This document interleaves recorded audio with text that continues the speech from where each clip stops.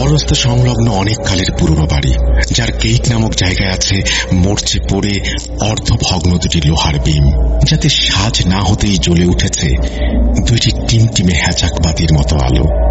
এই বাড়িটা বয়সের সাথে সাথে কত কালজয়ী ইতিহাস নিজের সাথে বয়ে নিয়ে বেড়াচ্ছে তা শুধু যেন ওই টিমটিমে আলো দুটোই জানে। আমার আব্বা জনাব ইউনুস ছোটখাটো হোমিওপ্যাথি ডাক্তারি জানেন। মালিকানা সূত্রে এই বাড়ি তাঁর। তিনি তার অল্প বয়স্ক স্ত্রী নিয়ে আরো ছোট ছোট বাচ্চা নিয়ে একাই এখানে থাকতেন। তবে তার শাশুড়ি মানে আমার নানি আম্মাও আমাদের সাথেই থাকতেন বেশিরভাগ সময়। যেহেতু সময়টা খুব খারাপ চলছিল, চারিদিকে শত্রুর ভয় আর ডাক্তারির কাজে তাকে বিভিন্ন সময়ে বাড়ির বাইরে থাকতে হয়, তাই বুদ্ধি করে বাকি ঘরগুলো ভাড়া দিয়ে দেন আব্বা। সবারই ছোটখাটো পরিবার আছে। ধীরে ধীরে সকলেই এক পরিবার হয়ে ওঠে। কিন্তু বাইদুল গোসাই রাত নামলেই উধাও হয়ে যায় মিষ্টি বউ। দাঁড়ায় গিয়ে পুরনো কবরের সামনে। যাকেই ডাকা হয় এই সমস্যার সমাধানের জন্য, সেই তার অপারগতা জানায়। কি আছে বাইদুল গোসাই? চলুন শুরু করা যাক। কেন তুমি আসো? আমি শুধু তোমার সাথেই থাকতে চাই। কিভাবে সম্ভব? মৃতদের এই পৃথিবীতে থাকতে নেই।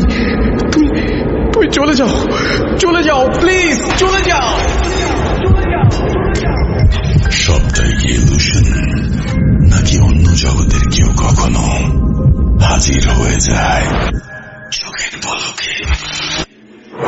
Bhoot.com with Russell। Welcome back. আপনাদের সবাইকে স্বাগত জানাচ্ছি আমি রাসেল। আশা করছি আপনারা সবাই ভালো আছেন এবং ভালোর দলে আছেন। আমিও ভালো আছি আর ভালোর দলে আছি। যেভাবে লেখা আছে আমি সেভাবেই পড়ে শোনাচ্ছি। আশা করছি ভালো লাগবে আপনাদের। ছোট বাবু, দাদার কাছে নাকি অনেক জিন ছিল। যা, অনেক জিন ছিল তোকে কে বলেছে? তবে শুনেছি ছিল তো একজন যাদের সাথে তার ভালো বন্ধুত্ব ছিল। দাদার মতো মানুষের সাথে জিনদের বন্ধুত্ব হলো কিভাবে? মানে সেটাও তো একটা ইন্টারেস্টিং ব্যাপার। বলবে আমাকে? সেটা তো বলতে পারি না, তবে আব্বা এইসব নিয়ে আগ্রহ প্রকাশ করতে শুরু করেন একটা ঘটনার পর থেকে। তার আগে কখনোই আব্বাকে জিন নিয়ে তেমন মাথা ঘামাতে দেখিনি। হয়তো সেই ঘটনার পরেই আব্বা কিছু ভেবে জিন সাধনা শুরু করেন। আব্বার ঘটনা পরে বলবো। আগে চাইলে সেই ঘটনাটি বলতে পারি যেটা আব্বা সহ আমাদের সকলের চিন্তা ভাবনাকেই বদলে দিয়েছিল। ঠিক আছে, বলো তাহলে। শুরু হয়েছিল অনেক আগে, তখন আমি অনেক ছোট। আজ এত বছর পরে সব তো মনে নেই, তবে সেই দিনগুলো আজও ভুলতে পারি না। আজও স্মৃতিতে জলজলে হয়ে আছে। শুরুটা হয়েছিল ঠিকই, কিন্তু শেষটা হয়েও যেন শেষ হয়নি আজও। বলতে বলতে ফুপু কেমন আনমনা হয়ে পড়েন। আমি আবার জিজ্ঞেস করি, শুরু হলো শেষ হলো না, কি যাতা বলছো? আমি তো কিছুই বুঝতে পারছি না, একটু বুঝিয়ে বলবে প্লিজ? এইবার ফুপু বলতে শুরু করেন সেই ঘটনা। আপনাদের বোঝার সুবিধার্থে আমি আমার ছোট ফুপুর ভাষায় ঘটনাটি বর্ণনা করব। তবে তার আগে আমি সবাইকে ঘটনার পটভূমি থেকে সরিয়ে নিচ্ছি এবং মূল ঘটনায় যাওয়ার আগে আমি আমার পরিচয় দিতে চাই। আসসালামু আলাইকুম রাসেল ভাই। আপনাকে ও Bhoot.com এর মডারেটর, স্পেশালি আমার সব থেকে পছন্দের একজন মডারেটর সিফাত আলম এবং সমস্ত লিসনারকে অনেক অনেক ভালোবাসা জানিয়ে আজকে আবার লিখতে বসলাম। এটি আমার পাঠানো দ্বিতীয় ঘটনা। প্রথম ঘটনাটি সিলেক্ট করার জন্য ধন্যবাদ। আশা করছি আপনি আপনার মতো লাখো ভক্তদের দোয়ায় অনেক অনেক ভালো আছেন এবং বরাবরের মতো ভালোর তলে আছেন। আমি দিশা বলছি পাবনা জেলার কোনো একটা ছোট্ট মফস্বল থেকে। দূরত্বের কারণে আমার পক্ষে স্টুডিওতে এসে ঘটনা শেয়ার করা সম্ভব না, তাই অনুরোধ করছি ঘটনাটি পড়ে শোনাবার জন্য। আজ আমি যে ঘটনাটি লিখব সেটি আমি কালেক্ট করেছি আমার ছোট ফুপুর কাছ থেকে, যা অনেক আগের হলেও আমাদের পরিবারকে কেন্দ্র করে এবং প্রত্যক্ষ ও পরোক্ষভাবে আমার পরিবারের অনেক মানুষ এর সাথে জড়িত। আর বর্তমানে Bhoot.com এর ব্যাপক জনপ্রিয়তার কারণে এবং আমার পরিবারের অনেক অনেক সদস্য এই লিসেনারদের অন্তর্ভুক্ত হবার কারণে ঘটনায় ব্যবহৃত সকল নাম এবং জায়গায় ছদ্মনাম ব্যবহার করছি। লিসেনারদের বুঝার সুবিধার্থে আমি আমার ছোট ফুপুর ভাষাতেই ঘটনাটি বর্ণনা করব। চলে যাচ্ছি আমার ছোট ফুপুর কাছে। তিনি যেভাবে বলেছেন আমি সেভাবেই লিখছি।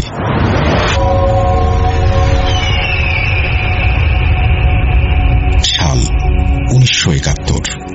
চারিদিকে যুদ্ধের ডামাডোল। আকাশে বাতাসে শুধু কাকের কাকারব, আর মানুষের মনে পাক হানাদারদের ভীতি জাগিয়ে বসতে শুরু করেছে। দিন গিয়ে রাত আসে, আর সাথে করে নিয়ে আসে এক অনাকাঙ্ক্ষিত সূর্যের প্রত্যাশা। যে সূর্য হয়তো বয়ে আনবে এমন এক সকাল, যে সকালে আকাশ কামানের ধোঁয়ায় কালো না হয়ে সূর্যের সোনালী আলোয় আলোকিত হবে। স্বজন হারানোর কান্নায় বাতাস ভারী না হয়ে বাতাসটা হবে পাখিদের কলকাকলিতে মুখরিত। এমনই একদিন পড়ন্ত বিকেলে বাতাস যেন বইতে ভুলে গেছে। সারাদিন প্রচন্ড রাগ নিয়ে পৃথিবী নামক গ্রহটাকে জ্বালিয়েও যেন ক্ষান্ত হয়নি সূর্য নামক বস্তুটি। এখনো যেন চাপা রোষে গজরাচ্ছে। সেই রোষে যেন চারিদিকে ছড়িয়ে পড়েছে এক ভ্যাপসা গা চিটচিটে গরম হয়ে। পাটে বসে থাকতে থাকতে সেও যেন ক্লান্ত হয়ে হেলে পড়েছে দিগন্তের শেষ মাথায়। বাইতুল কোষা বড় রাস্তার সংলগ্ন অনেক কালের পুরনো বাড়ি, যার গেইটে মরচে পড়ে অর্ধভগ্ন দুটি লোহার বিম, যাতে সাজ না হতেই জ্বলে উঠেছে দুইটি টিমটিমে হ্যাচাক বাতির মতো আলো। এই বাড়িটা যে নিজের বয়সের সাথে সাথে না জানা কত কালজয়ী ইতিহাস নিজের সাথে বয়ে বেড়াচ্ছে, এই অবধি এসেছে এই টিমটিমে আলো দুইটি যেন তারই প্রতীক হয়ে চলে আছে। এখানেই 8 ঘর লোকের বাস। আমার আব্বা জনাব ইউনুস ছোটখাটো হোমিওপ্যাথি ডাক্তার, যিনি মালিকানার সূত্রে এই বাড়ি পেয়েছেন। তিনি তার অল্প বয়স্ক স্ত্রী আর ছোট বাচ্চা নিয়ে একাই এখানে থাকতেন। তবে তার শাশুড়ি মানে আমার নানি আম্মাও আমাদের সঙ্গেই থাকতেন বেশিরভাগ সময়। সময় যেহেতু খারাপ চলছিল, চারিদিকে শত্রুর ভয়, আর ডাক্তারি কাজে তাকে সময়ে অসময়ে বাড়ির বাইরে থাকতে হয়, তাই বুদ্ধি করে বাকি ঘরগুলো ভাড়া দিয়ে দেন আব্বা। সবারই ছোটখাটো পরিবার আছে। ধীরে ধীরে সকলেই কবে এক পরিবার হয়ে গেছি নিজেরাও বুঝিনি। আমাদের বাড়িটা যেমন দেখছিস তখন এমন ছিল না, অনেকটা পরিবর্তিত হয়েছে। আগে বাড়ির মাঝ সীমানায় ছিল গভীর কুয়া, যা আব্বা বানিয়েছিলেন পানির সুবিধার জন্য। বাঁধানো ছিল তার পার। চারপাশে ছিল ঘরগুলো, এক পাশে ছিল বিশাল কুলবড়ই গাছ, তার পাশে নির্জন জঙ্গল মতন জায়গা, তার পাশেই ছিল ছোট্ট 2 কামরার এক ঘর, যেখানে থাকত মিষ্টি বউ আর পবন চাচা, যিনি আমাদের দুঃসম্পর্কের আত্মীয় হতেন শুনেছি। তাদের ঘরের পেছন দিক দিয়ে যেতে হতো আমাদের বাড়ির শেষ সীমানায়, যেটা পারিবারিক কবরস্থানের জন্য নির্ধারিত করে রাখা হয়েছিল। ততদিনে 2-1টা কবরও হয়েছিল সেখানে। আমবাগান বলে পরিচিত ছিল জায়গাটা আমাদের কাছে। সেখানে ছিল হরেক রকমের গাছ, যেমন আম, কাঁঠাল, বট, কামরাঙ্গা, তেঁতুল, আরো অনেক ছোট মাঝারি ফলের গাছ, ফুলের গাছ। মনে হতো যেন 1000 বছর পুরনো সেই সব গাছের বাকল। দিনের বেলায়ও সেই জায়গা ছিল কেমন যেন শীতল আর গা ছমছমে। কিন্তু আমরা কোনোদিন তেমন ভাবে ভাবিনি আর চিন্তাও করিনি। এমন ভ্যাপসা প্যাচপ্যাচে গরম ছিল তখন যে আমরা প্রায়ই শেষ বিকেলে সবাই কুয়াতলে বসতাম, গা ভেজাতাম, পা ভেজাতাম। এক বিকেলে বাড়ির বউঝিরা সবাই কুয়াতলায় বসে হাসি তামাশায় মশগুল। কেউ বসে শুধুই গল্প করছে, কেউ বা পানি নিয়ে মিছিমিছি খেলা করছে। বাড়ির পুরুষগুলো তখন নিত্যদিনের মতোই যার যার কাজে বাড়ির বাইরে আছে। এমনই সময় ঘটল আকস্মিক সেই ঘটনা। আমাদের সেই কোণের দিকের ভাড়াটে, নাম মিষ্টি, সবাই আদর করে তাকে ডাকে মিষ্টি বউ। দেখতে যেমন মিষ্টি, তেমন এক গোছা কালো চুল সবসময় তার পিঠে এলিয়ে থাকতে দেখেছি। সে হঠাৎই এসে হাল্লা গো বলে চিৎকার দিয়ে কুয়াপাড়ে জ্ঞান হারায়। ঘটনার আকস্মিকতায় আমরা সবাই হতবিহ্বল হয়ে দাঁড়িয়েছিলাম। তখনই সবার আগে ছুটে যান আমার নানি আম্মা। ছুটে গিয়েই তিনি মিষ্টি চাচির মাথাটি কোলের উপর নিয়ে বসেন আর জ্ঞান ফেরানোর চেষ্টা করতে থাকেন। আমার নানি আম্মার বয়সটা বেশি হলেও তখন বেশ শক্ত সামর্থ্য আর সাহসী ছিলেন। সকল কাজে সবসময় তিনি সাহসিকতার সাথেই সব বিষয়ে মোকাবেলা করতেন। এই জন্যই হয়তো আমার আব্বা নানি আম্মার হাতে সংসারের ভার দিয়ে নিশ্চিন্ত মনে তার চিকিৎসা কার্য চালিয়ে যাওয়ার সাহসটুকু পেতেন, যেন তিনি মানুষ না কোনো এক বট গাছ যে বয়সের ভারে নুয়ে না পড়ে আজও শক্ত হয়ে দাঁড়িয়ে আছে, আর তার রুগ্ন হাত দুটিতে হাজারো ডালপালার মতন শক্তি। সেই শক্তি দিয়ে এই বাড়িটা আর এর প্রতিটা মানুষকে আড়াল করবে সে সকল বিপদ থেকে। কিন্তু এখন যেন আর পারল না সে। তার শক্তি যেন বয়সের নির্মম কষাঘাতে নির্জীব হয়ে পড়েছে। এমন ভঙ্গিতে সে আমাদের দিকে তাকিয়ে সাহায্যের জন্য ডাকে। এতক্ষণ সবাই যে যার মতো দাঁড়িয়েছিল আর কিং কর্তব্য বিমূঢ় হয়ে দেখছিল কোনো উত্তেজনাপূর্ণ নাটক মঞ্চায়িত হচ্ছে তাদের সামনে। নানি আম্মার ডাকে সবাই সম্বিত ফিরে পেল ঠিকই, কিন্তু দিশা করে উঠতে পারল না তাদের ঠিক কি করা উচিত। যে যার মতো দিকবিদিক শূন্য হয়ে ছোটাছুটি করতে শুরু করলো। নানি আম্মা শুধু অসহায়ের মতো আরো একজন অসহায় জ্ঞানহীন মানুষকে কোলে নিয়ে তার জ্ঞান ফেরানোর ব্যর্থ চেষ্টায় লেগে রইলেন। ঠিক যেমন হঠাৎই মিষ্টি বউ ছুটে এসে অজ্ঞান হয়ে কুয়াপাড়ে পড়েছিলেন, তেমন হঠাৎই তার জ্ঞান যেন ফিরতে শুরু করলো। মিটমিটে চোখ সে ধীরে ধীরে মেলতে শুরু করলো। সে যেন সদ্য জন্ম নেয়া শিশুটি তার কোলে মাথা দিয়ে শুয়ে দুনিয়ার প্রথম আলোটুকু দেখছে। আধো আধো ভাষায় জড়ানো কণ্ঠে বোঝা যায় না কি যেন কি, এমন ভাবে সে জানতে চাইল সে কোথায়, কি করছে, কিভাবে এলো। মিষ্টি বউয়ের জ্ঞান ফিরেছে তাতেই নানি আম্মা এক স্বস্তির নিঃশ্বাস ফেললেন। তার দেখা দেখি বাড়ির সবাই যেন হাঁপ ছেড়ে বাঁচল। এক অনাকাঙ্ক্ষিত বিপদ থেকে আল্লাহ তাদের বাঁচিয়েছেন এই ভেবেই সবাই সন্তুষ্ট। তখন চাচির জ্ঞান ফিরতেই নানি আম্মা বেশ শক্তভাবে সবাইকে বললেন তাকে ধরে নিয়ে যাওয়ার জন্য। যেহেতু চাচিদের ঘরটা কুয়ার পার সংলগ্নই ছিল, তাই মেয়ে বউদের খুব বেশি একটা বেগ পেতে হলো না তাকে পাজাকোলা করে নিয়ে যেতে। তখন কারোর চিন্তাই হলো না যে মানুষটা তো তাদের সাথেই বসেছিল খানিক আগেই, হঠাৎ সে এই সাঁঝের সময় আম বাগানের দিক থেকে পাগলের মতো ছুটে আসলো কেন? এই সময় ওইদিকে সে কি করতে গিয়েছিল? কেনই বা অজ্ঞান হয়ে গেল? এই বিপদের সময় চারিদিকে যেখানে নিজেদের বের হওয়াই মুশকিল, সেখানে এখন যদি মিষ্টি বউয়ের জ্ঞান না আসতো, তারা কয়েকজন মেয়ে হয়ে কোথায় যেত? কার কাছে সাহায্য চাইত? কেই বা আসতো নিজের পরিবার ফেলে অসহায় কয়েকজন মানুষকে বিপদ থেকে বাঁচাতে? এইসব না ভেবেই সবাই চিন্তামুক্ত হলো। কিন্তু নিয়তি, সে তো আল্লাহর এক অদ্ভুত লীলা খেলা। মানুষের নিয়তির অদৃশ্য চাবুকাঘাতে এমন সব কাজ করতে বাধ্য হয় যা হয়তো এক মুহূর্ত আগে তারা ভাবতেও পারত না। এই বাড়ির মানুষগুলোও ভাবতে পারেনি আজকের এই স্বস্তির নিঃশ্বাস কয়েকদিন পর এক আতঙ্ক হয়ে তাদের বুকে চেপে বসবে। এমন সব ঘটনা ঘটতে শুরু করবে যার অশুভ ছায়াতলে ঢাকা পড়বে পুরো বাড়িটাই। সেই দিন এই ঘটনার পর চাচি বদলে যেতে শুরু করলেন। ঘটনার দিন রাতেই পবন চাচা বাসায় আসার পর তাকে নানি আম্মা সব খুলে বলেন। পবন চাচা যেন যতটুকু ভয় পাওয়ার কথা তার চেয়ে একটু বেশি ভয় পেয়ে যান। চাচি ভালো আছেন বলে নানি আম্মা যতই তাকে আশ্বস্ত করার চেষ্টা করুক না কেন, পবন চাচা কিছুতেই মানতে পারছিলেন না। আব্বা রাতে বাসায় আসার পর চাচা আব্বার কাছে যান, সব বলেন আর অনুরোধ করেন যেন তিনি একটিবার মিষ্টি চাচিকে দেখে আসেন। আব্বা বাসায় আসেন বেশ রাত করে।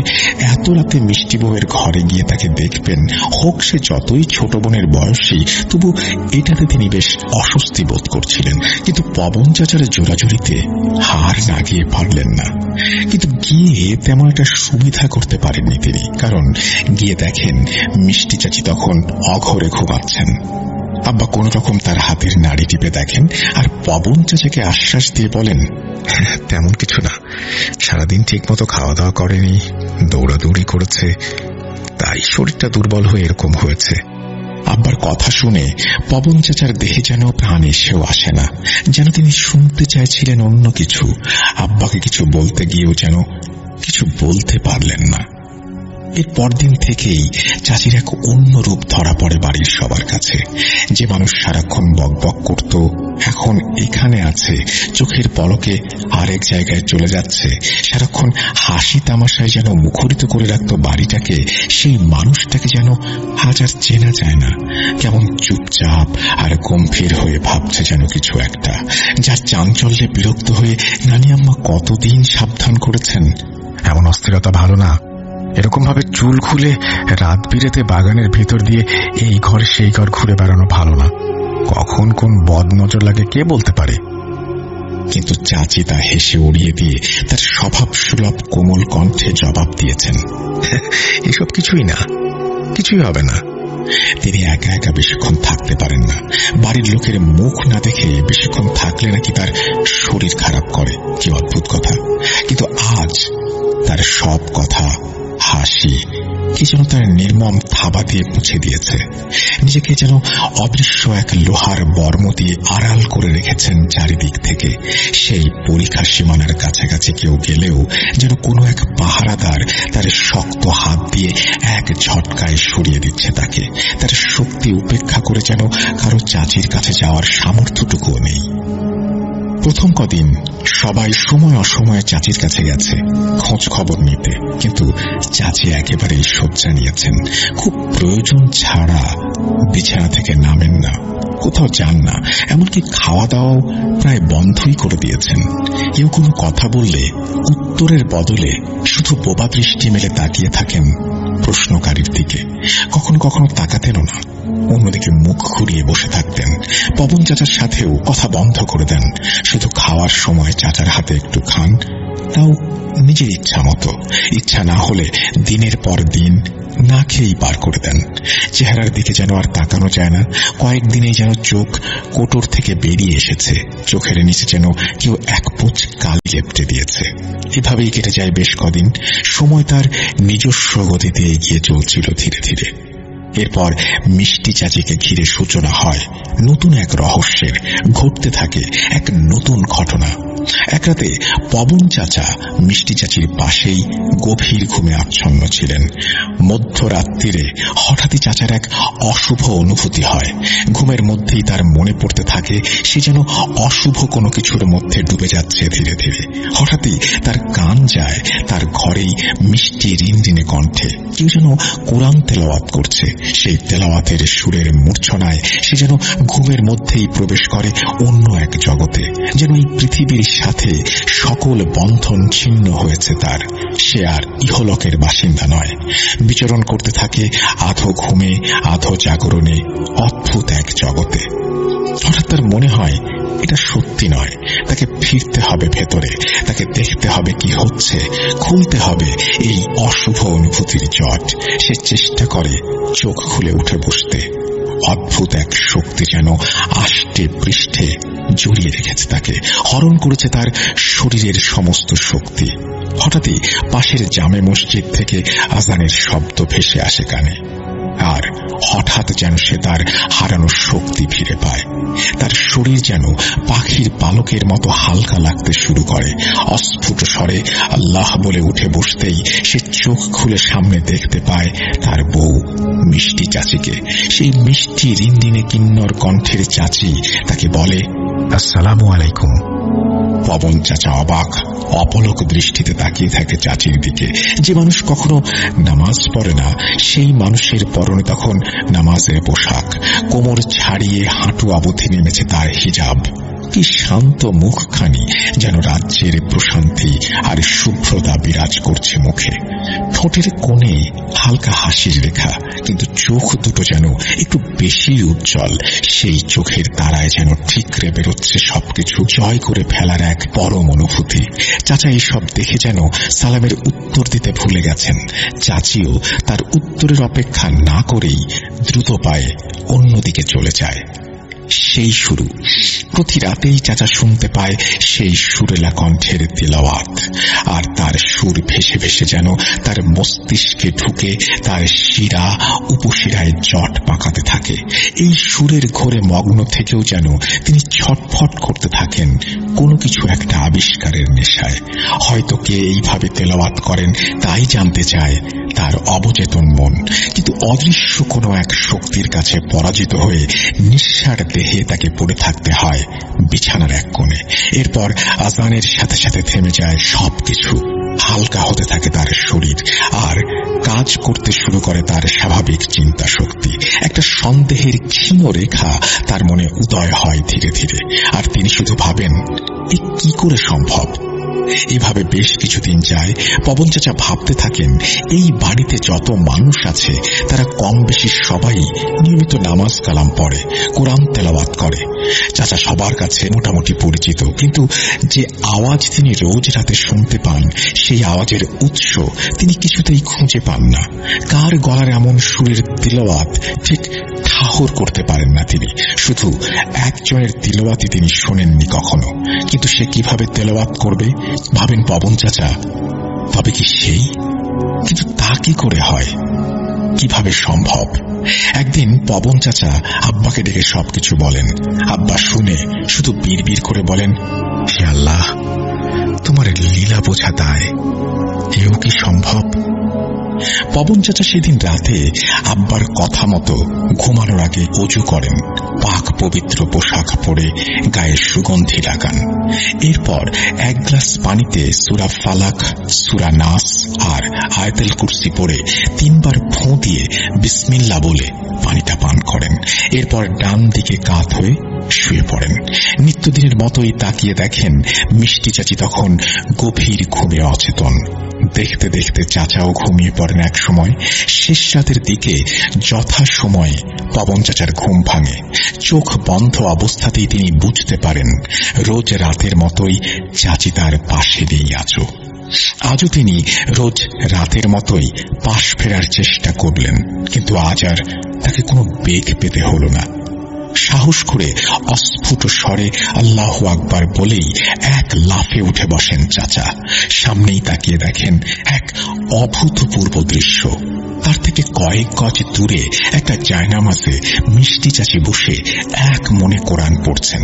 চাচার এমন আকস্মিকভাবে উঠে বসা, তাকে দেখে ফেলা, এসবে তিলাওয়াতের সামান্য বিঘ্ন ঘটল বলে তার মুখ দেখে মনে হলো চাচার। কিন্তু খানিক বাদেই চাচা খেয়াল করলেন চাচির চোখ আর কোরআনের দিকে নেই।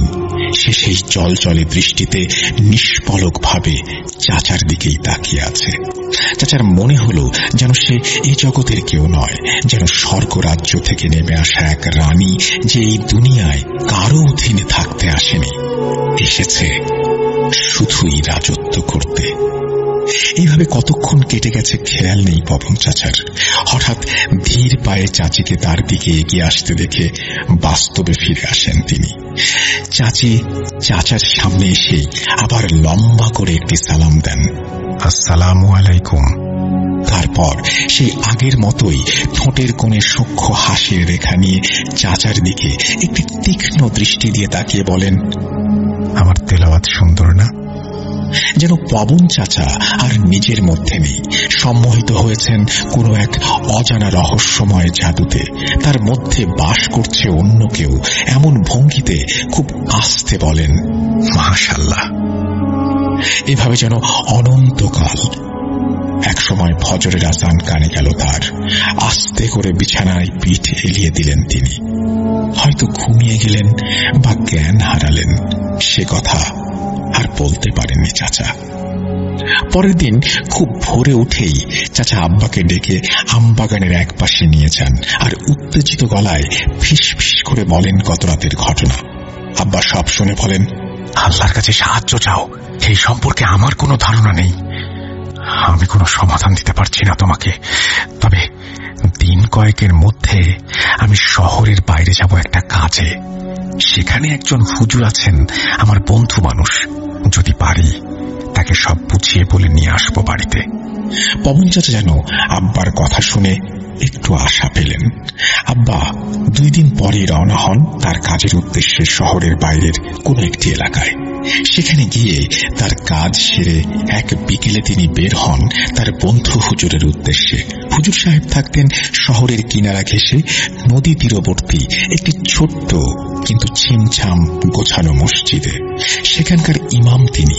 আব্বাকে দেখে হুজুর যার পর নাই খুশি হন, কিন্তু আব্বার মুখে চিন্তার রেখা দেখে তিনি জিজ্ঞেস করেন কোনো সমস্যা হয়েছে কিনা।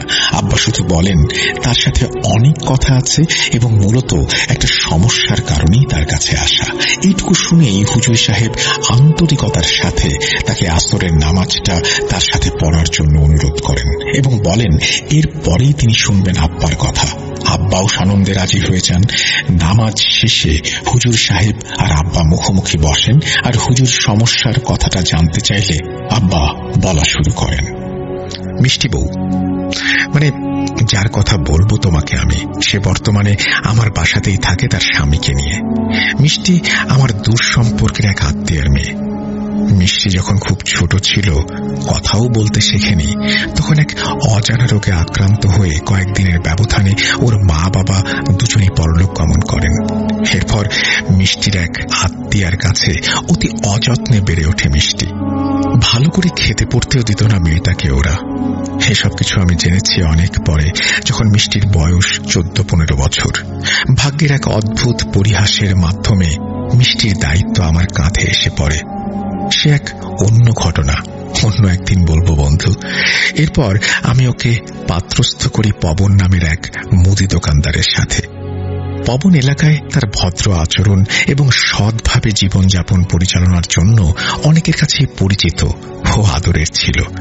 ছেলেটার বাপ মাকেও ছিল না, কিছু আত্মীয় ছিল তারা অনেক আগেই কলকাতায় পাড়ি জমিয়েছে। এইসব দেখেই আমি পবনের সাথে মিষ্টির বিয়ে দেই। পবন মিষ্টিকে ভালোবাসে নিজের থেকেও বেশি। আজ ওর জন্যই আসা তোমার কাছে।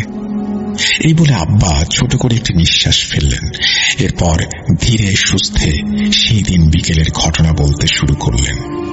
1 মাস 2 মাসের সমস্ত ঘটনাই হুজুর সাহেবকে বললেন আব্বা। সব শুনে স্বাভাবিকভাবেই হুজুর প্রশ্ন করেন, কোরআন তেলাওয়াত করা তো ভালো কথা, সবই ঠিক আছে। সে হয়তো আল্লাহর কামিল হয়েছে, হিদায়াত দিয়েছেন আল্লাহ তাকে, তাই সে এরকম আল্লাহর ইবাদতে মশগুল থাকেন। চেহারা আর আচরণের পরিবর্তনের বাইরে আর তো কোনো অস্বাভাবিকতা নেই তার মধ্যে, তাই না? আব্বা বললেন, সমস্যাটাই তো এখানে।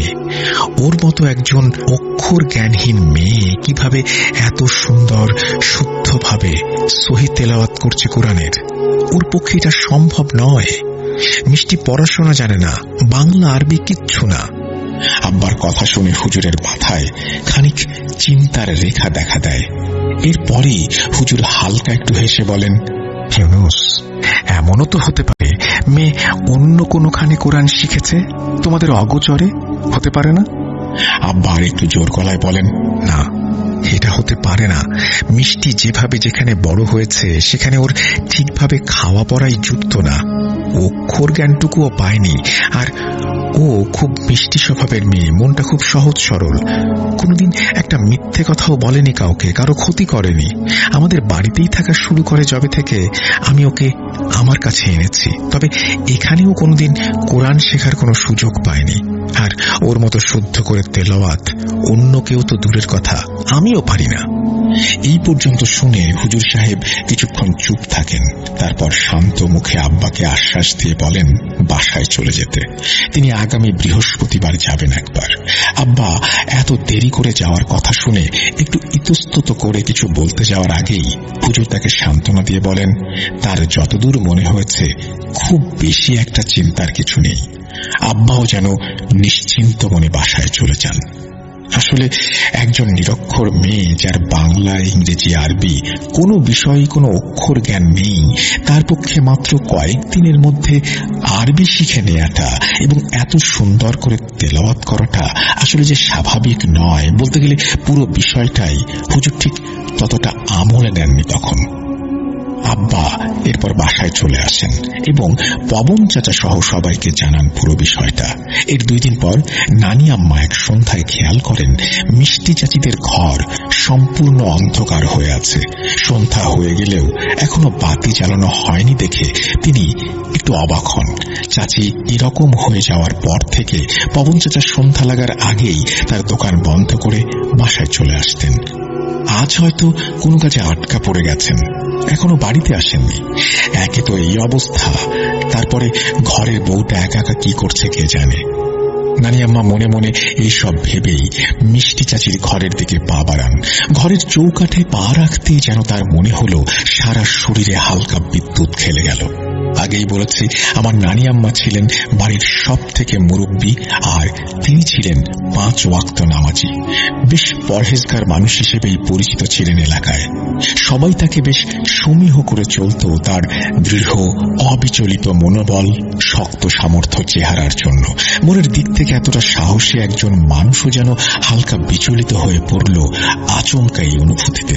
একটু থেমে যেন বোঝার চেষ্টা করলেন কি হলো এটা, কিন্তু পরক্ষণেই হেসে উড়িয়ে দিয়ে বিসমিল্লাহ বলে ডান পা বাড়িয়ে ঘরে প্রবেশ করেন। বাইরে সবে সাজ লাগতে শুরু করেছে। কমলা রঙের সূর্যের গোলাটা পাটের ওপারে পড়ে গিয়েও যেন উঁকি দিয়ে দেখছে এখনো। কিভাবে তার চোখ বোঝার সাথে সাথেই সারা পৃথিবী ঢেকে যাবে গাঢ় কালো অন্ধকারে। তার মিটমিটে হালকা কালচে লাল আলো এখনো চারিদিকে ছড়িয়ে আছে, তাতে বাইরে সবই স্পষ্ট দেখা যায় এখনো। কিন্তু মিষ্টি চাচির ঘরের মধ্যে যেন অন্ধকার একটু বেশি বলেই মনে হলো নানি আম্মার। জমাট বাঁধা অন্ধকারের থেকে বড় হয়ে দাঁড়ালো তার অনুভূতিটা। কিছুক্ষণ আগের সেই অশুভ অনুভূতিটা যেন ফিরে এসেছে, আষ্টে পৃষ্ঠে জড়িয়ে ধরেছে তাকে।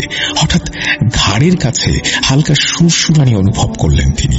এক ঝটকায় ঘুরে দাঁড়িয়ে দেখার চেষ্টা করেন কোনো অজানা আততায়ীকে, কিন্তু নিরেট কালো অন্ধকার ছাড়া তিনি চোখে আর কিছুই দেখতে পান না।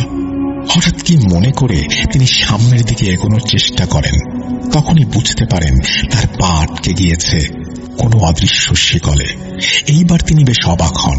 নিজের অজান্তেই লড়াই করতে শুরু করেন সেই অচেনা বাঁধন থেকে নিজেকে মুক্ত করার জন্য। তিনি নিজেকে বোঝাতে থাকেন কত শতবার এই ঘরে তিনি এসেছেন।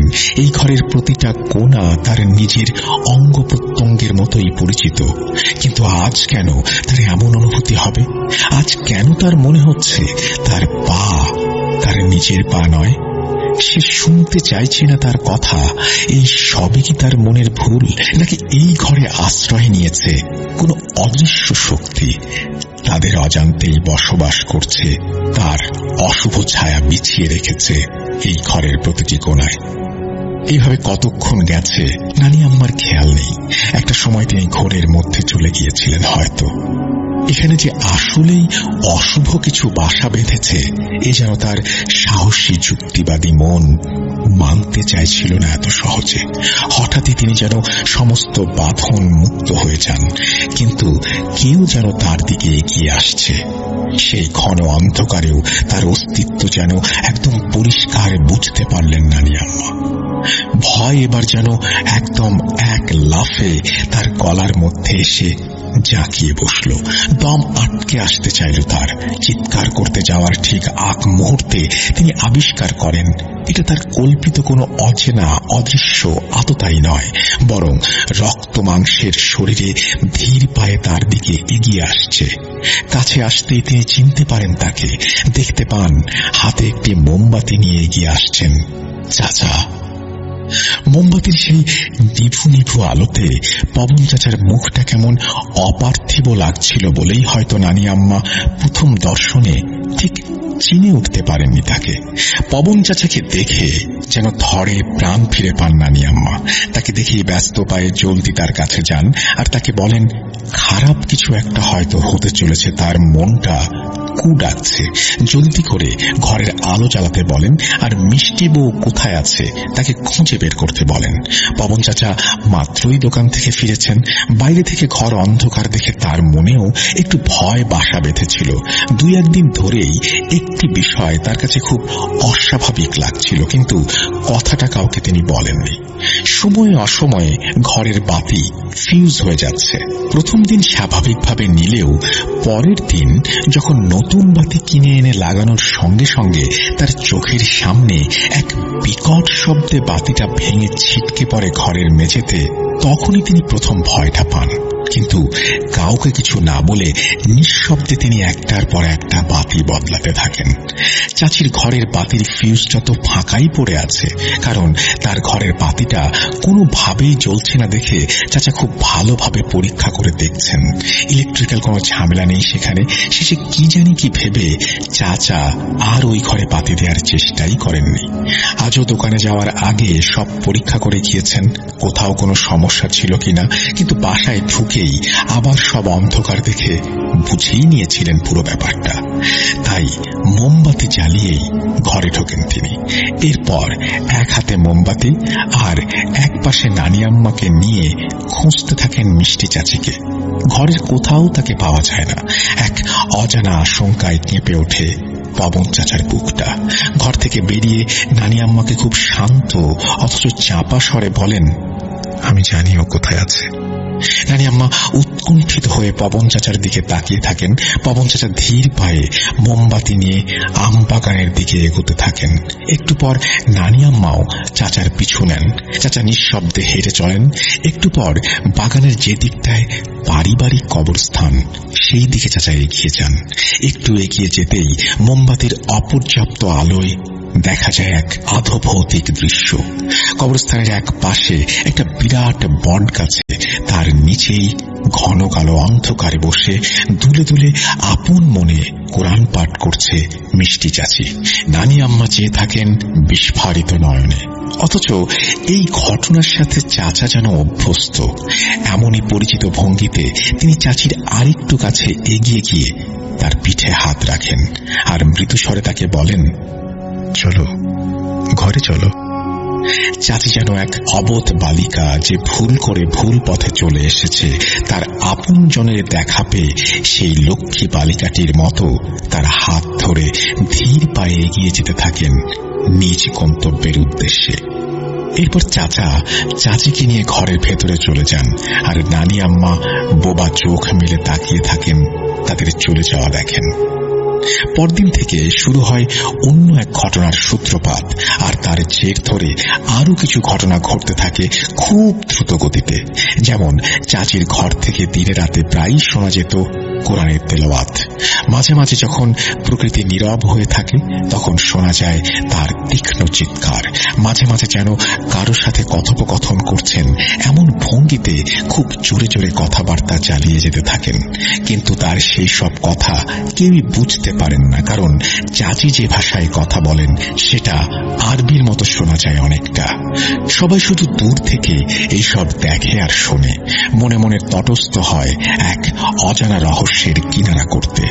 কখনো কখনো কেউ যদি মিষ্টি চাচির ঘরের দিকে যায় আর চাচি দেখে ফেলেন, তাহলে খুব সুন্দর করে সালাম দিয়ে চাচি তাকে আরবিতে কিছু বলেন, কিছু হয়তো জিজ্ঞাসা করেন, কিন্তু সেই ব্যক্তির উত্তর দেয়া কাছে যাওয়া তো দূরের কথা, তখনই এক প্রকার যান বাঁচানোর তড়িঘড়ি লেগে যায়, যেন সে পালিয়ে বাঁচেন। এইসবের মধ্যে এক বৃহস্পতিবার বিকেলে হুজুর সাহেব আসেন বাড়িতে। আব্বাও ছিলেন তার সাথে, আর বাড়ির অন্যান্যরাও জানত বিষয়টা। তাই সবাই নিজের অজান্তেই যেন এক প্রকার প্রস্তুতি নিয়ে রেখেছিলেন। শুধু যেন হুজুর সাহেব আসছেন না তাদের বাড়িতে, সঙ্গে করে যেন এক ভরসার আলো নিয়ে এসেছেন তাদেরকে আর এই বাড়িটাকে এক আততায়ীর হাত থেকে বাঁচানোর জন্য। হুজুর বাড়িতে ঢুকে আগে মিষ্টি বউয়ের ঘরটা দেখতে চান, এরপর আব্বা তাকে সেদিকে নিয়ে যান। ঘরের চৌকাঠে পা রাখতেই তিনি যেন কেঁপে ওঠেন হালকা। আব্বা জিজ্ঞাসা করেন সব ঠিক আছে কিনা। হুজুর শুকনা মুখে বলেন তিনি এখানে দাঁড়াবেন না, অন্য কোথাও যেন তার বসার ব্যবস্থা করা হয়। আব্বা তাকে নিয়ে আমাদের বসার ঘরে বসান। হুজুরকে দম নেন, এরপর আব্বার উদ্দেশ্যে তাকিয়ে বলেন, আমি সবটা তো বুঝতে পারিনি, তবে যতটুকু বুঝেছি তাই বলবো। তার আগে তোমাদের কারো কিছু বলার থাকলে আমাকে বলতে পারো, তাহলে আমার জন্য ব্যাখ্যা দেওয়ার সুবিধা হবে। এই বলে তিনি মাথা নিচু করেন। আব্বা বলেন তা যা বলার আগেই বলেছেন, এখন অন্য কেউ যদি কিছু বলতে চায় বলতে পারে। পবন চাচা এই কথা শুনে একটু নড়ে চড়ে বসেন। এরপর একটু আনমনা হয়ে হুজুরকে সালাম দিয়ে বলা শুরু করেন, বিয়ের আগে আমি মিষ্টিকে কখনো দেখিনি। এখানে আমার আত্মীয় পরিজন কেউ না থাকায় ডাক্তার ভাইকে আমি নিজের ভাইয়ের মতোই দেখেছি। তাই তিনি বলাতে আমি কোনো খোঁজ খবর নেওয়ার প্রয়োজন বোধ করিনি। কোনো প্রকার আপত্তি ছাড়াই আমি বিয়েতে মত প্রকাশ করি। বিয়ের আগেই ভাই আমাকে বলেন মিষ্টি অক্ষর জ্ঞানহীন, কিন্তু এটা নিয়ে সত্যি বলতে আমার কোনো আপত্তি ছিল না। বিয়ের পর যখন মিষ্টিকে নিয়ে এই বাড়িতে থাকা শুরু করি, তখন থেকেই যেন আমি এক অন্যরকম মিষ্টিকে দেখতে পাই।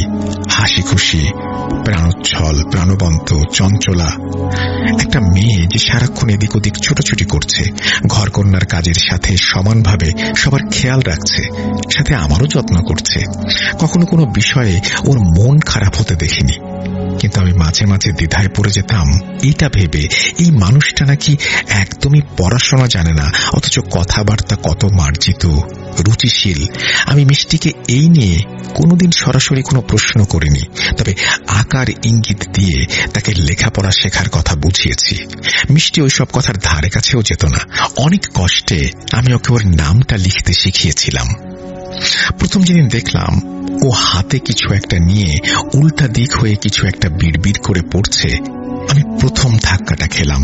ভাবলাম ও কি আমাকে মিথ্যে বলল? কাছে যেতেই যেন ভূত দেখার মতো চমকে উঠে দাঁড়ানোর চেষ্টা করল। ওর এলোমেলো হাত থেকে পড়তে গিয়েও ধরে ফেললাম যখন বইটা, দেখলাম সেটা একটা কোরআন শরীফ, যা আমার পুরনো বইয়ের ট্রাঙ্কে ছিল। সেটা ওর হাতে দেখে, পড়তে দেখে আমি খুব অবাক হই, কিন্তু কোনো প্রশ্ন করার সুযোগ না দিয়েই খুব বিরক্তির একটা ভাব নিয়ে মিষ্টি ওইখান থেকে সরে পড়ে। আমি পরে ডাক্তার ভাইকে ডেকে জিজ্ঞাসা করি আসলেই মিষ্টি পড়াশোনা জানে কিনা। ভাই আমাকে নিশ্চিত করে বলেন আসলেই জানে না। আমি পড়ে যাই এক মহাদ্বিধায়। এরপর এক রাতে আমি ঘুমিয়েছিলাম, হঠাৎই কারোর আকুল আবেদনের ভঙ্গিতে বলা একটা কথা কানে যেতেই সচেতন হয়ে যাই। আমার পাশ থেকেই যেন কথাটা কেউ বলল, আপনি আসবেন না, দয়া করে আমাকে ছেড়ে দিন, আমি চাই না কিছু শিখতে, আপনি দয়া করে চলে যান। একটু সতর্ক হতেই টের পেলাম মিষ্টির কণ্ঠ ওটা, কিন্তু ও এত রাতে কার সাথে কথা বলছে, কাকেই বা চলে যাওয়ার জন্য কাকুতি মিনতি করছে। চোখটা না খুলেই বুঝতে পারলাম একসময় ওর ক্লান্ত শরীর বিছানায় সে এলিয়ে দিয়েছে। একটু পরেই শ্বাস প্রশ্বাসের ভারী শব্দ টের পেলাম। ও ঘুমিয়ে গেছে। চোখ খুলে কাউকে দেখতে পেলাম না আশেপাশে। এরপর 7-5 চিন্তা করতে করতে আমিও ঘুমিয়ে যাই, আর পরের দিন এই ঘটনাকে নিছক স্বপ্ন ভেবে উড়িয়ে দেই। কিন্তু প্রায়ই আমি ওকে অন্ধকারে বসে তেলাওয়াত করতে শুনেছি, নিজের সাথে কথা বলতে শুনেছি, আর চাচি আম্মার সাথে কবরস্থানের ওই জায়গা থেকে ওকে পাওয়া নতুন ছিল না আমার কাছে। এর আগেও 3-4 বার মধ্যরাতে ঘুম ভেঙে ওকে পাশে না পেয়ে খুঁজতে খুঁজতে ওই একই জায়গায় গিয়ে পেয়েছি। এরপর সেই দিনের বিকেলবেলা ওই ঘটনা, যেটা কুয়ার পাড়ে মিষ্টির সাথে ঘটেছে, বাকি সবকিছুই সবাই জানে বলেই বড় করে একটা নিঃশ্বাস ফেলেন চাচা। চাচার কথা শেষ হতে না হতেই কোথা থেকে যেন মিষ্টি চাচি এসে হাজির হন ঘরের ভেতরে। এতক্ষণ যেন সে সব কথা আড়াল থেকে শুনছিল, আর চাচার কথা শেষ হওয়ার অপেক্ষায় ছিল, এমন ভঙ্গিতেই ঘরের ভেতরে প্রবেশ করে। ঘর ভর্তি মানুষ, কেউই যেন এই সময় চাচিকে এখানে প্রত্যাশা করেনি। তাই চাচির এমন স্বাভাবিকভাবে, এমন অসময়ে উপস্থিতিটা কেউই মেনে নিতে পারছিল না। সবাই অবাক নয়নে চাচিকে দেখছিল, কিন্তু চাচি তখন দাঁড়িয়ে আছে, মাথায় তার নামাজের লম্বা হিজাব। হঠাৎই সে সালাম দিয়ে ওঠে সকলের উদ্দেশ্যে, আসসালামু আলাইকুম। সবাই আরেক দফা অবাক হয়, এক অজানা ভয়ে আতঙ্কিত হয়ে আরেকটু সেঁটে যায় একজন আরেকজনের সাথে। পবন চাচা সহ সবাই তখন ভাবছে, এ কে? চাচির বেশে এ কি কোনো মানুষ, নাকি অন্য কোনো জগতের বাসিন্দা? এমন কণ্ঠ কি এই দুনিয়ার কোনো মেয়ের হতে পারে? চাচি তখন যেন আর চাচি নেই, তার মধ্যে জাঁকিয়ে বসেছে অন্য কিছু, খুব শক্তিশালী কিছু, যে তার ভরাট কণ্ঠে আবার বলে ওঠে, আমি এই ঘরে প্রবেশ করব, আমার আপনাদের আপনাদের সাথে কথা আছে, কিন্তু প্রবেশ করতে পারছি না, কারণ এই ঘরে একজন আছেন যিনি নাপাক শরীরে নাপাক কাপড়ে অবস্থান করছেন। দয়া করে সে যেন এখান থেকে বেরিয়ে যান। এই বলে তিনি থামলে সকলেই মুখ চাওয়াচাওয়ি করতে থাকেন। অনেকক্ষণ পরে চাচি সেই ভারী গমগমে কণ্ঠে আমার নানি আম্মার পাশে দাঁড়িয়ে থাকা এক ভাবির দিকে লক্ষ্য করে গম্ভীর রাগী কণ্ঠে বলে ওঠেন, আমার কথা বুঝতে পারেননি? আপনি নাপাক, আপনার কাপড় নাপাক, আপনার গোসল নেই। চাচির সেই ভারী পুরুষালী কণ্ঠ তখন গম গম করছে পুরো ঘর জুড়ে। হঠাৎ করে ঘর ভর্তি লোকের মধ্যে ভাবিকে উদ্দেশ্য করে এরকম একটা কথা বলে ওঠাতে সেই ভাবি ভয়ে দ্রুত কাঁপা কাঁপা পায়ে ঘর ত্যাগ করেন। চাচির দিকে তাকিয়ে মনে হলো হঠাৎই যেন তার গলা আর চোখ লাল হয়ে গিয়েছে, কিন্তু ভাবি ঘর থেকে বেরিয়ে যেতেই যেন তিনি স্বাভাবিকভাবে ঘরে প্রবেশ করেন, আর তার চেহারাও স্বাভাবিক হয়ে যায় নিমিষে। একটা চেয়ারে সবার থেকে একটু দূরে মাথায় সৎ নিচু করে বসে তিনি বলতে শুরু করেন, আপনাদেরকে না চাইতেও বিরক্ত করার জন্য অনেক দুঃখিত আমি, সেজন্য মাফ চেয়ে নিচ্ছি। তবে আমাকে ভুল বুঝবেন না, আপনারা যেমন আল্লাহর বান্দা, আমিও আল্লাহর বান্দা। আমি আমার নামটি প্রকাশ করব না। কেন করব না সেটি এখানে উপস্থিত আর কেউ না বুঝলেও হুজুর সাহেব ঠিকই বুঝতে পারবেন। আমার আদি নিবাস মরক্কো শহরের একটি নির্জন উপত্যকায়। আপনাদের যেমন আল্লাহর কাজ করার একটা নিয়ম আছে, আমাদেরও আছে। আজ থেকে 3 বছর আগে আমাদের জাতির একটি কাফিলা যাচ্ছিল দিনের কাজে অন্য একটি মহাদেশে। আমি আল্লাহর বান্দা, তাই এই সমস্ত দিনের কাজে আমি বরাবরই অংশগ্রহণ করি। আপনাদের এলাকায় এই অংশটুকু অতিক্রম করার সময় আমাদের কাফিলায় একজন অনেক বয়স্ক জিন বার্ধক্যজনিত কারণে খুব অসুস্থ হয়ে পড়ায় আমাদের যাত্রা বিরতি দিতে হয়। এমনই সময় আমি একদিন আশেপাশে ঘোরাঘুরি করার সময় লক্ষ্য করি এই মেয়েটিকে। আল্লাহ সাক্ষী, এই মেয়ের দিকে কোনো খারাপ উদ্দেশ্য নিয়ে তাকায়নি। মেয়েটিকে আমার খুব ভালো লাগে, তাই দূর থেকেই তাকে নজরে নজরে রাখতাম। আমি জানি এটা অপরাধ, কিন্তু আপনাদের মতো আমরাও আল্লাহরই সৃষ্টি। আমাদেরও ভালো লাগা আছে, আমাদের অনুভূতি আছে, তাই অপরাধ জানা সত্ত্বেও নিজেকে আটকাতে পারিনি। কিন্তু এই মেয়ে একজনের বউ, তাই আমি কোনো খারাপ উদ্দেশ্য নিয়ে কখনো ওর সম্পর্কে ভাবিনি, কিন্তু চেয়েছি এর কাছে থেকে যেতে। এর অক্ষর জ্ঞান নেই, কোরআনের জ্ঞান নেই। আমি সাহায্য করতে চেয়েছি, উপকার করতে চেয়েছি, ওর মাধ্যমে অন্যের উপকার করতে চেয়েছি, আল্লাহ সাক্ষী। কিন্তু ওকে অনেকভাবে বোঝাতে চেয়েছি। প্রথম স্বপ্নের মাধ্যমে ওকে দেখা দিয়েছি, কিন্তু ও রাজি হয়নি, আমাকে আসতে দিতে চায়নি। তাই একদিন সুযোগ বুঝে ওর সামনে আসি, কিন্তু ও ভয় পেয়ে যায়, অজ্ঞান হয়ে যায়। সেই মুহূর্তে চলে যাই, কিন্তু প্রায়ই ওর কাছে যাই আর দূর থেকে বলতে থাকি, বোঝাতে থাকি ও আমার সম্পর্কে কাউকে যেন কিছু না বলে, আর আমাকে যেন ওর কাছে থাকার অনুমতি দেয়। কিছুতেই রাজি হয় না দেখে একদিন আমার খুব রাগ হয়। তবু আমি ওর ক্ষতির কথা ভাবিনি এক মুহূর্ত। বিশ্বাস করুন, আমি শুধু চেয়েছিলাম ওর মস্তিষ্কে অবস্থান করতে, ওর সাথে থাকতে, ওকে উপকার করতে। কিন্তু ভেবেছিলাম ওর অনুমতি ছাড়া করব না, কিন্তু আর কোনো উপায় ছিল না আমার। তাই বাধ্য হয়ে জায়গা করে নিয়েছি। ওকে অক্ষর জ্ঞান দিয়েছি, কোরআনের জ্ঞান দিয়েছি। আমি ওর উপকার করব, আমাকে মাফ করবেন, কিন্তু কেউ আমাকে ওর থেকে আলাদা করতে পারবে না। আমি আঘাত না পেলে কাউকে পাল্টা আঘাত করি না, এটা আমার উসুল। আর এই উসুল ভাঙতে আমাকে দয়া করে কেউ বাধ্য করবেন না। হুজুর সাহেবকে উদ্দেশ্য করে বলছি, আগেই বলেছি, আমিও আপনাদের মতোই আল্লাহর খাস বান্দা। আপনি যা জানেন আল্লাহ আমাকে তার থেকে একটু বেশি হলেও জ্ঞান দান করেছেন। তাই আমাকে সরানোর জন্য যা কিছু আপনি করবেন তার কোনোটাই কাজে দেবে না। আপনি অযথা চেষ্টা করবেন না। এই বলে আবার সবাইকে লম্বা একটা সালাম দিয়ে মিষ্টি চাচি ঘর থেকে ধীর পায়ে বেরিয়ে যান। সবাই যেন এতক্ষণ মন্ত্রমুগ্ধের মতো শুনছিল কোনো দৈববাণী। কারো যেন আর কোনো দিকে খেয়াল ছিল না। চোখের সামনে মাত্র ঘটে যাওয়া এক শ্বাসরুদ্ধকর ঘটনার চাক্ষুষ সবাই। শ্বাস নিতেও ভুলে গেছে তারা। হঠাৎই হুজুর সাহেবের গলা খাকারিতে সবাই সম্বিত ফিরে পায়। কল্পনা থেকে যেন বাস্তবে ফিরে আসে। হুজুর সাহেব আব্বার দিকে তাকিয়ে বলেন, আজকের মতো তিনি বিদায় নেবেন, ভালোভাবে চেনে তারপর সবাইকে জানাবেন। আজকে যা বলতে চেয়েছিলেন তা এখন আর তিনি বলবেন না। কোনো কিছু করতে না পারার জন্য মাথা নিচু করে ক্ষমা প্রার্থনা করেন তিনি, এবং যাওয়ার আগে সবাইকে অনুরোধ করেন যেন তিনি ফিরে না আসা অবধি কেউ মিষ্টি বউকে কোনো প্রকার বিরক্ত না করে। এই বলে হুজুর চলে যান। পরবর্তী 2 দিন এভাবে কেটে যায়। 3 দিনের মাথায় হুজুর সাহেব আসেন আর আব্বাকে জোরে জোরে ডাকতে থাকেন বাড়ির বাইরে থেকেই। আব্বা সেই সময় বাইরে যাওয়ার জন্য তৈরি হচ্ছিলেন। হুজুর সাহেবের ডাক শুনে তিনি দৌড়ে গেটের কাছে চলে যান।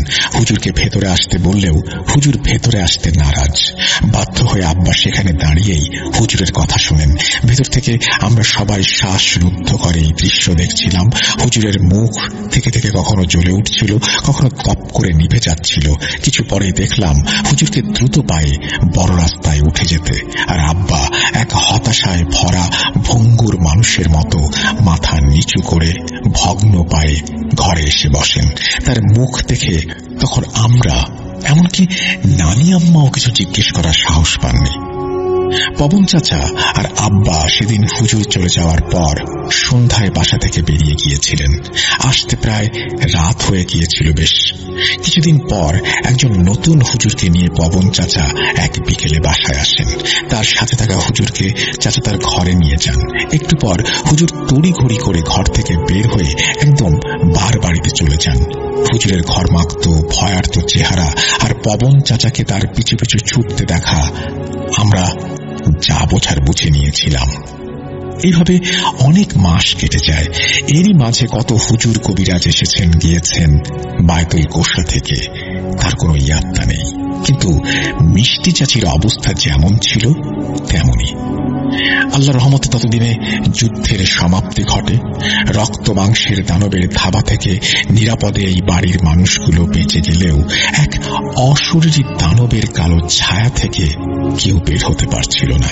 যুদ্ধের পর পরিবেশ যখন মোটামুটি স্বাভাবিক হতে শুরু করেছে, তখন একদিন নানি আম্মা তার দেশের বাড়ি চাটমোহরে যান। সেখান থেকে 2-3 দিন পরে এক বয়স্ক লোককে সাথে করে বাসায় নিয়ে আসেন। তার পরনে ছিল লম্বা আলখেল্লা, দুধ সাদা ছিল গায়ের রং। সে অন্য সবার মতো মিষ্টি চাচির ঘর দেখতে চাইলেন না, মিষ্টি চাচিকে দেখতে চাইলেন না, এবং কারো সাথে কোনো কথাও বললেন না। সরাসরি বাসায় ঢুকেই কুল বড়ই গাছের ছায়ায় যে আকাশের দিকে তাকিয়ে আল্লাহু আকবার বলে চোখ বন্ধ করে ফেললেন। এর কিছু সময় পর নানি আম্মাকে ডেকে বললেন তার পক্ষে এটা নিয়ে কিছু করা সম্ভব না, যা বোঝার তার বোঝা হয়ে গেছে। এই বাড়ির সীমানায় ঢুকতেই তিনি বুঝেছেন সব। তিনি আর কিছুই দেখতে চান না বা বুঝতে চান না। এই বলেই তিনি বাইরের দিকে হাঁটা দেন। নানি আম্মা অসহায়ের মতো তার পিছু পিছু যেতেই সেই হুজুরের মতো লোকটি তাকে উদ্দেশ্য করে বলেন, আম্মা, আমার কিছু করার নেই। আমি আপনার থেকেও বেশি অসহায় এই শক্তির কাছে। আমার মনে হয় এই দেশের কেউই পারবে না এই শক্তি থেকে এই বউকে বাঁচাতে। আপনি চাইলে একটা শেষ চেষ্টা করে দেখতে পারেন। ইন্ডিয়াতে নিয়ে যেতে বলেন। সেখানে আজমির শরীফের এক কামেল হুজুর আমার পরিচিত, আমি তার সাথে যোগাযোগের ব্যবস্থা করে দিতে পারি। এর বেশি কিছু আমি বলতে পারবো না আম্মা। আল্লাহ আপনাদের জলদি শেফা দান করুন, আমিন। এই বলে হুজুর চলে যান। ফুপু এই অবধি বলেই এক লম্বা দীর্ঘশ্বাস ছাড়েন আর বলেন, বউটা খুব ভালো ছিল, নামের মতোই মিষ্টি ছিল তার স্বভাব চরিত্র। এখনো খারাপ লাগে সেই দিনগুলোর কথা মনে পড়লে। আমি ফুপুকে অবাক হয়ে জিজ্ঞেস করলাম, এরপর কি হলো? কি হলো সেই চাচির সাথে? সে কি উদ্ধার পেয়েছিল, নাকি নিজের ইচ্ছার বিরুদ্ধে নিজের শরীরেই লালন করতে হয়েছিল এক অপার্থিব শক্তিকে? ফুপু আবার দীর্ঘশ্বাস ফেলে বলেন, সে সম্পর্কে আর আমরা কিছু জানি না। শেষ হুজুর যে আজমির শরীফের হুজুরের ঠিকানা দিয়ে গিয়েছিলেন, তারপর আর কোনো হুজুর আসেননি বাসায়। পবন চাচা শুধু একটা কিছু নিয়ে প্রায় আব্বার সাথে নিচু স্বরে আলোচনা করতেন।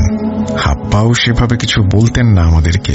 এর কিছুদিন পরেই চাচা আর চাচি চলে যান দেশ ছেড়ে। শুনেছিলাম ইন্ডিয়াতে চলে গেছেন চাচিকে নিয়ে। পবন চাচার দিকের আত্মীয়রা সবাই সেখানেই চাচির চিকিৎসা করাবেন। এর বেশি আমরা আর কিছু জানি না।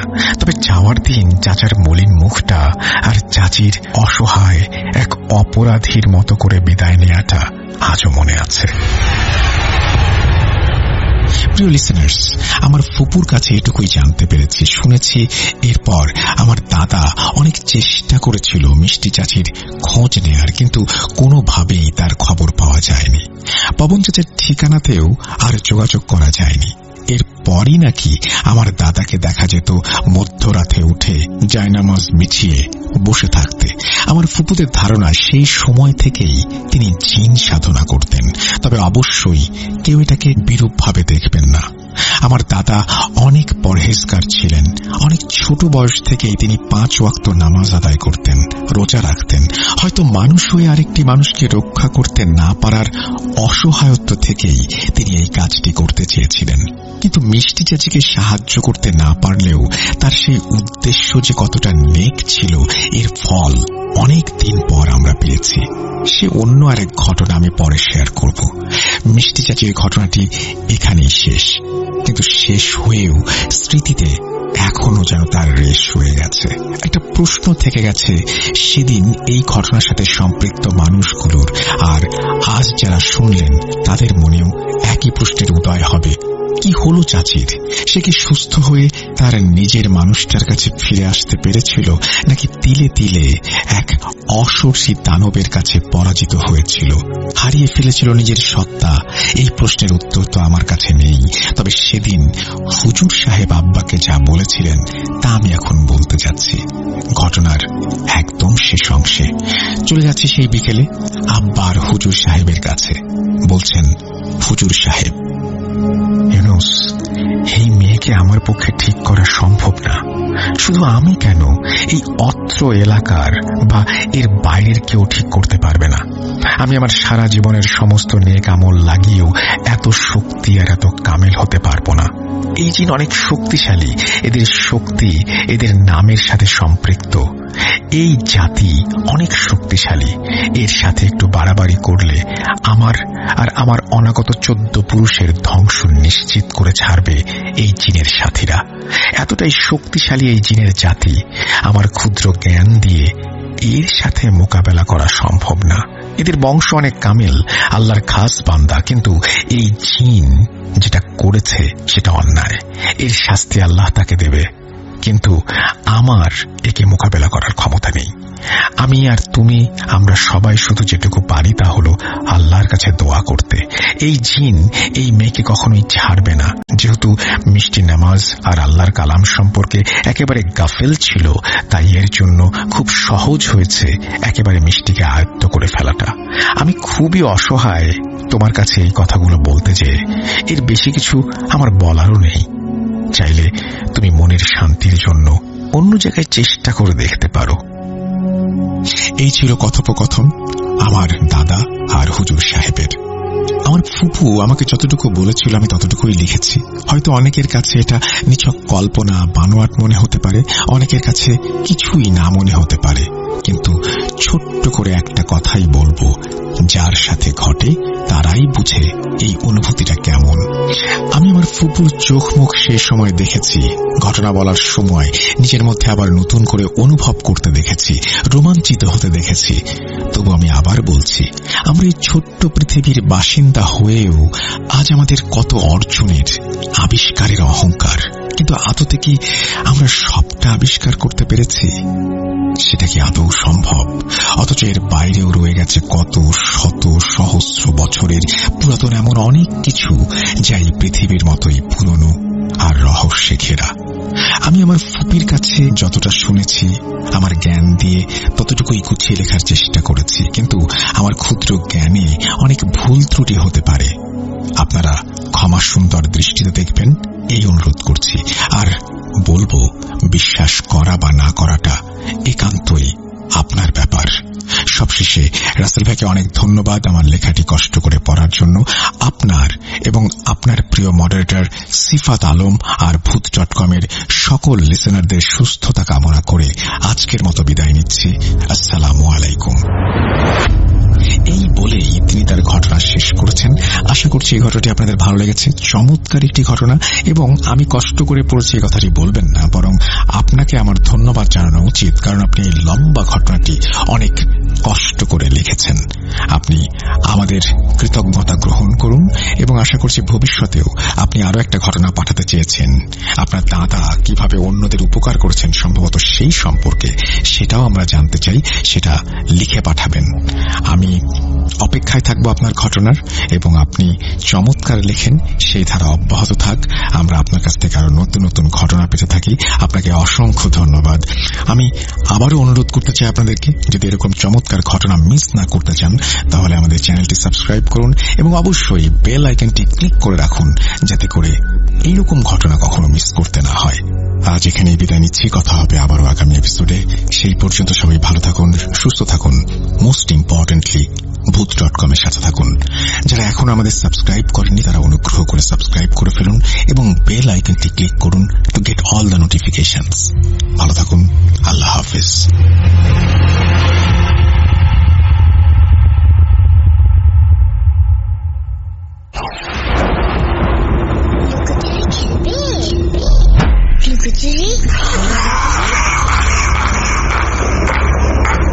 You will never be alone.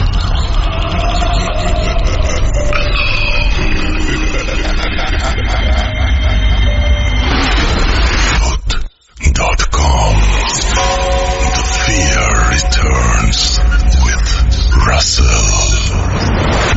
Welcome back. আপনাদের সবাইকে স্বাগত জানাচ্ছি। আমি রাসেল। আশা করছি আপনারা সবাই ভালো আছেন, ভালোর দলে আছেন। আমিও ভালো আছি আর ভালোর দলে আছি। কথা না বাড়িয়ে আমরা সরাসরি চলে যাব একটা অডিও ক্লিপ, বলবো না এটাকে, বরং একটা ইমেইলে। তবে ইমেলটি আমি পড়িনি, পড়েছেন আমাদের সঙ্গে কাজ করেন এমন একজন। আপনারা কণ্ঠ শুনেই বুঝে যাবেন। চলুন কথা না বাড়িয়ে সরাসরি চলে যাই ঘটনায়। আসসালামু আলাইকুম রাসেল ভাই, আশা করি আপনি ভালো আছেন, ভালোর দলে আছেন। শব্দচয়ন ও অনিচ্ছাকৃত ভুলের জন্য আগেই ক্ষমা চেয়ে নিচ্ছি। আমি যে ঘটনাটা বলতে চলেছি সেটা আমার নিজের সাথে ঘটে যাওয়া একটা ঘটনা। ঘটনাটি ভালো লাগলে অবশ্যই পড়ে শোনানোর অনুরোধ রইল। ঘটনার কথা মনে পড়লে এখনো আঁতকে উঠি। নাম প্রকাশ করতে চাই না। শরীয়তপুর জেলার পালং থানার বিনোদপুর ইউনিয়নের একটি গ্রামে আমাদের বসবাস। বর্তমানে আমি সৌদি আরবের প্রবাসী। ঘটনাটি ঘটে 2021 সালের মাঝামাঝি। তখন ছিল বর্ষাকাল। বন্ধুরা 4-5 জন মিলে একটা ট্রলার পিকনিকের আয়োজন করি। সেখানে খাওয়া দাওয়ারও ব্যবস্থা করতে হবে। ঘটনাটি ঘটে ট্রলার পিকনিকের 1 সপ্তাহ আগে। রাতে বন্ধুদের সাথে আড্ডা দিতে দিতে প্রায় 12টা। পিকনিকের বিষয়ে আলোচনা করতেছিলাম। 500 টাকা করে প্রতিজনের টিকিট। পিকনিকের খরচ বাঁচাতে এবং নিজেদের লাভের কথা চিন্তা করতেই হঠাৎ মাথায় একটা কুবুদ্ধি খেলে যায়। পিকনিকের গরুর গোস্তর জায়গায় খাসির গোস্ত হলে কেমন হয়। তখন কারোরই বুঝতে বাকি ছিল না কি করতে হবে। বন্ধুদের মাঝে একজন বলে উঠল, তাহলে কি খাসি চুরি করতে চাইছিস তোরা? বললাম হ্যাঁ, তবে রাখবো কোথায় এটা নিয়ে একটা বিপত্তি বাঁধে। সেই রাতেই কল করলাম আমার অন্য একটা বন্ধুকে। সবকিছু খুলে বলার পরে ওর বাসায় রাখতে রাজি হলো, কারণ ওরা ওদের বাসায় ছাগল পালতো। ওকে এটা বলে বুঝে যে কালকে হাট বসবে, হাটের পরে আমি তোদের বাসা থেকে নিয়ে আসি, তাহলে কেউ সন্দেহ করবে না, সবাই ভাববে কিনে আনছি। যেই ভাবা সেই কাজ। পাশের এলাকা থেকে একটা খাসি চুরি করে নিয়ে আসি 5 জন মিলে। এখন এটাকে পৌঁছে দেবে কে, সেটা নিয়ে বাঁধে আরেক বিপত্তি। এত রাতে গাড়িও পাওয়া যাবে না, রাস্তা দিয়ে নিয়ে গেলে কেউ দেখলেও বিপদ। আমাদের এখান থেকে ওর বাসায় যেতে গাড়ি ভাড়া 10 টাকা। এত রাতে গাড়ি পাওয়া যাবে না, আর এই বিষয়টা জানাজানি হয়ে গেলে একটা ঝামেলা হয়ে যাবে। ছোটবেলা থেকেই একটু ডানপিটে স্বভাবের এবং একটু সাহসীও ছিলাম, তাই বন্ধুর বাসায় ছাগল পৌঁছানোর দায়িত্ব এসে পড়ল আমার কাঁধে। তবে যেতে হবে নৌকা নিয়ে। আমাদের নিজেদের নৌকা থাকায় কোনো সমস্যা হলো না। তবে সমস্যা হচ্ছে যেতে হবে আমাকে একা, কেউ যেতে রাজি না আমার সাথে। সবাই আমাকে বুজুং বাজুং বুঝিয়ে একাই পাঠিয়ে দিল। নিজের উপর ওভার কনফিডেন্স থাকার কারণে একাই যেতে রাজি হলাম।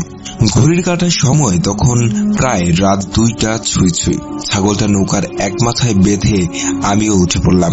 যেতে হবে বিনোদপুর গয়াতলা বাজারের পাশেই। নৌকা নিয়ে অনেক বছর আগে দাদু বেঁচে থাকতে গিয়েছিলাম ওই পথে। পথটা চিনতে ভুল হবে না। যাওয়ার জন্য আলো বলতে নিজের কাছে থাকা অ্যান্ড্রয়েড ফোন আর চাঁদের আলো। বলে রাখা ভালো, বন্ধুর পাশে যাওয়ার আগে পাড়ি দিতে হবে ছোট্ট একটা নদী, যেটাকে গ্রামের ভাষায় গাং বলে। আর ওই গাঙের খাল ধরেই আমাকে যেতে হবে। আল্লাহর নাম নিয়ে রওনা দিলাম। জিন ভূতে বিশ্বাস করি না এমনটা না, এর আগেও ছোটখাটো ঘটনা আমার সাথে ঘটেছে। সেটা না হয় অন্য কোনো দিন লিখে পাঠাবো। আঁকাবাঁকা খালের পথ ধরে এগিয়ে চলেছি। সেদিন আকাশে চাঁদটা যেন তার সমস্ত জ্যোৎস্না ঢেলে দিয়েছিল প্রকৃতির মাঝে। চলতে চলতে প্রায় নদীর কাছে চলে এসেছি। খালের পথ পার হয়ে যেই না নদীতে প্রবেশ করেছি, পরিবেশটা মনে হলো বদলাতে শুরু করেছে। ফোনের পাওয়ার বাটন চেপে দেখি সময় 2:47। নদীতে কোনো স্রোত ছিল না, ছিল কচুরিপানা দিয়ে ভরা। শুনেছি আরো প্রায় 40 বছর আগে এই নদী তার যৌবন হারায়। অনেক কষ্টে এদিক ওদিক করে নদী পার হয়ে আসলাম। এখনো বুঝিনি সামনে আমার জন্য কি অপেক্ষা করছে। নদী পার হয়ে বন্ধুকে সবকিছু বুঝিয়ে বলে এবার বাড়ির পথে রওনা হব। তখন সময় 3:30-এর একটু বেশি। বন্ধুদের বাড়ির সামনে ছোট্ট একটু ফসলের জমি, যদিও ফসল নেই, আছে শুধু পানি। নদীতে প্রবেশ করতেই আগের মতো পরিবেশ পরিবর্তন হয়ে গেল। ঝলমলে জ্যোৎস্নার আলো যেন নিমিষেই অন্ধকারে হারিয়ে গেল। হঠাৎ দেখতে পেলাম দানবীয় আকারের লোমশ আকৃতির একটা কালো অবয়ব পানির তলদেশ থেকে উঠে আসছে। এটা দেখে আমার বুঝতে বাকি রইল না আমার সাথে খুব খারাপ কিছু ঘটতে চলেছে। মনে মনে আল্লাহকে ডাকতে থাকি, দোয়া দুরুদ যা পারি পড়ার চেষ্টা করছি, কিন্তু আমি যেন সব গুলিয়ে ফেলছি। চারিদিকে কালবৈশাখী ঝড়ের মতো তোলপাড় চলতেছে। হঠাৎ করেই গলায় খুব আঘাত পাচ্ছিলাম। মনে হয় কেউ আমার নিঃশ্বাস বন্ধ করে মেরে ফেলতে চাইছে। প্রাণপণে বাঁচার চেষ্টা করেও যেন কোনো লাভ হচ্ছিল না। শরীর নিস্তেজ হয়ে আসছিল। এরপর আর কিছু মনে নেই। জ্ঞান ফিরতে আমি দেখি কিছু অপরিচিত মানুষের মুখ। জিজ্ঞেস করলাম কোথায় আমি। জানতে পারলাম নদীর পাড়েরই এক বাড়িতে আছি। মুখ দিয়ে কথা বলতে পারছিলাম না, গলায় খুব ব্যথা অনুভব করছিলাম। শরীর যেন অবশ হয়ে আছে। পরিচয় দিতেই সবাই আমায় গাড়ি করে বাড়িতে দিয়ে আসলো, আর আব্বুকে বলে আসলো নৌকাটা গিয়ে নিয়ে আসার জন্য। বাসায় যখন সবকিছু জানতে চাইলো, একটু মিথ্যা কথা বলছিলাম যে আমি নৌকা নিয়ে এমনিতে একটু ঘুরতেছিলাম। বাড়ির সামনে চকে হঠাৎ প্রচন্ড বাতাস বইতে থাকে। এরপর আর কিছু মনে নেই বলে বাড়ির লোকেদের বোঝাই। হুজুরকে খবর দিয়ে এনে ঝাড়ফুঁক দেওয়া হয়।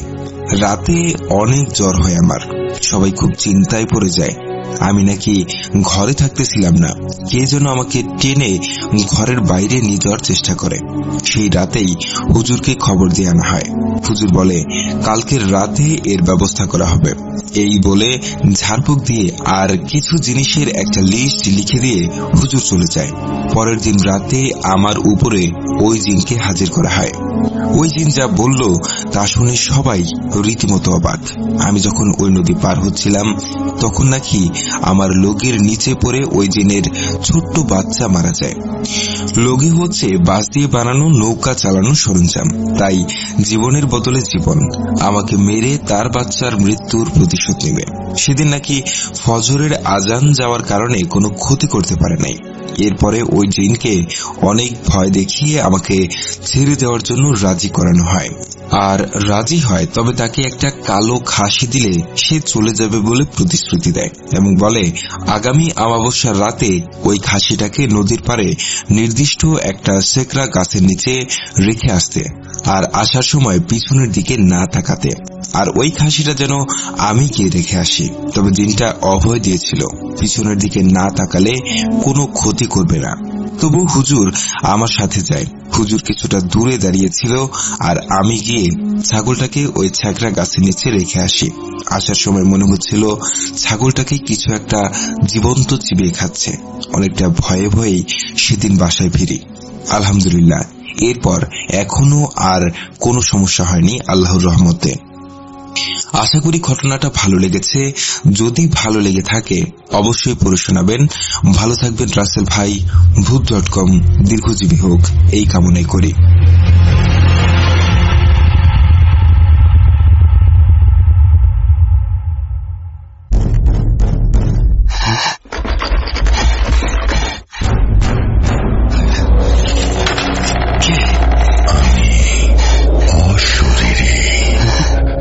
দেখতে পাবে না গো, এত কাল ধরে শুনছো, শুনতে কি পাও না তবু? Voot.com The Fear Returns with Russell. আসসালামু আলাইকুম সর্বজন প্রিয় রাসেল ভাই। শত ব্যস্ততার আধারের বুক চিরে আবারও ভূত.com এর প্রতি আদিম আকর্ষণ এবং আমার জীবন সঙ্গীত বিশেষ অনুরোধে 2 কলম লিখলাম। ভালো লাগলে পড়ে শোনানোর বিশেষ অনুরোধ রইল। ভূত.com এ এটি আমার দ্বিতীয় ঘটনা। সিলেক্ট হলে জানাবেন ঠিকানা। এরপর তিনি তার ঠিকানা দিয়েছেন এবং পরবর্তীতে ঘটনা শুরু করেছেন। ঘটনাটি ঘটেছিল আমাদের গ্রামের এক মামার সাথে। সঙ্গত কারণে আমি তার নামটি গোপন রাখলাম। তিনি এখন আর পৃথিবীতে নেই। ঘটনার প্রয়োজনে তার নাম দিলাম মতিন মামা। ঘটনাটি ঘটেছিল তার সাথে আজ থেকে প্রায় 15 বছর আগে। অনেক কথা হলো, এবার ঘটনায় আসা যাক। বলে রাখা ভালো, তিনি ছিলেন অত্যন্ত সাহসী ও ডানপিটে স্বভাবের মানুষ।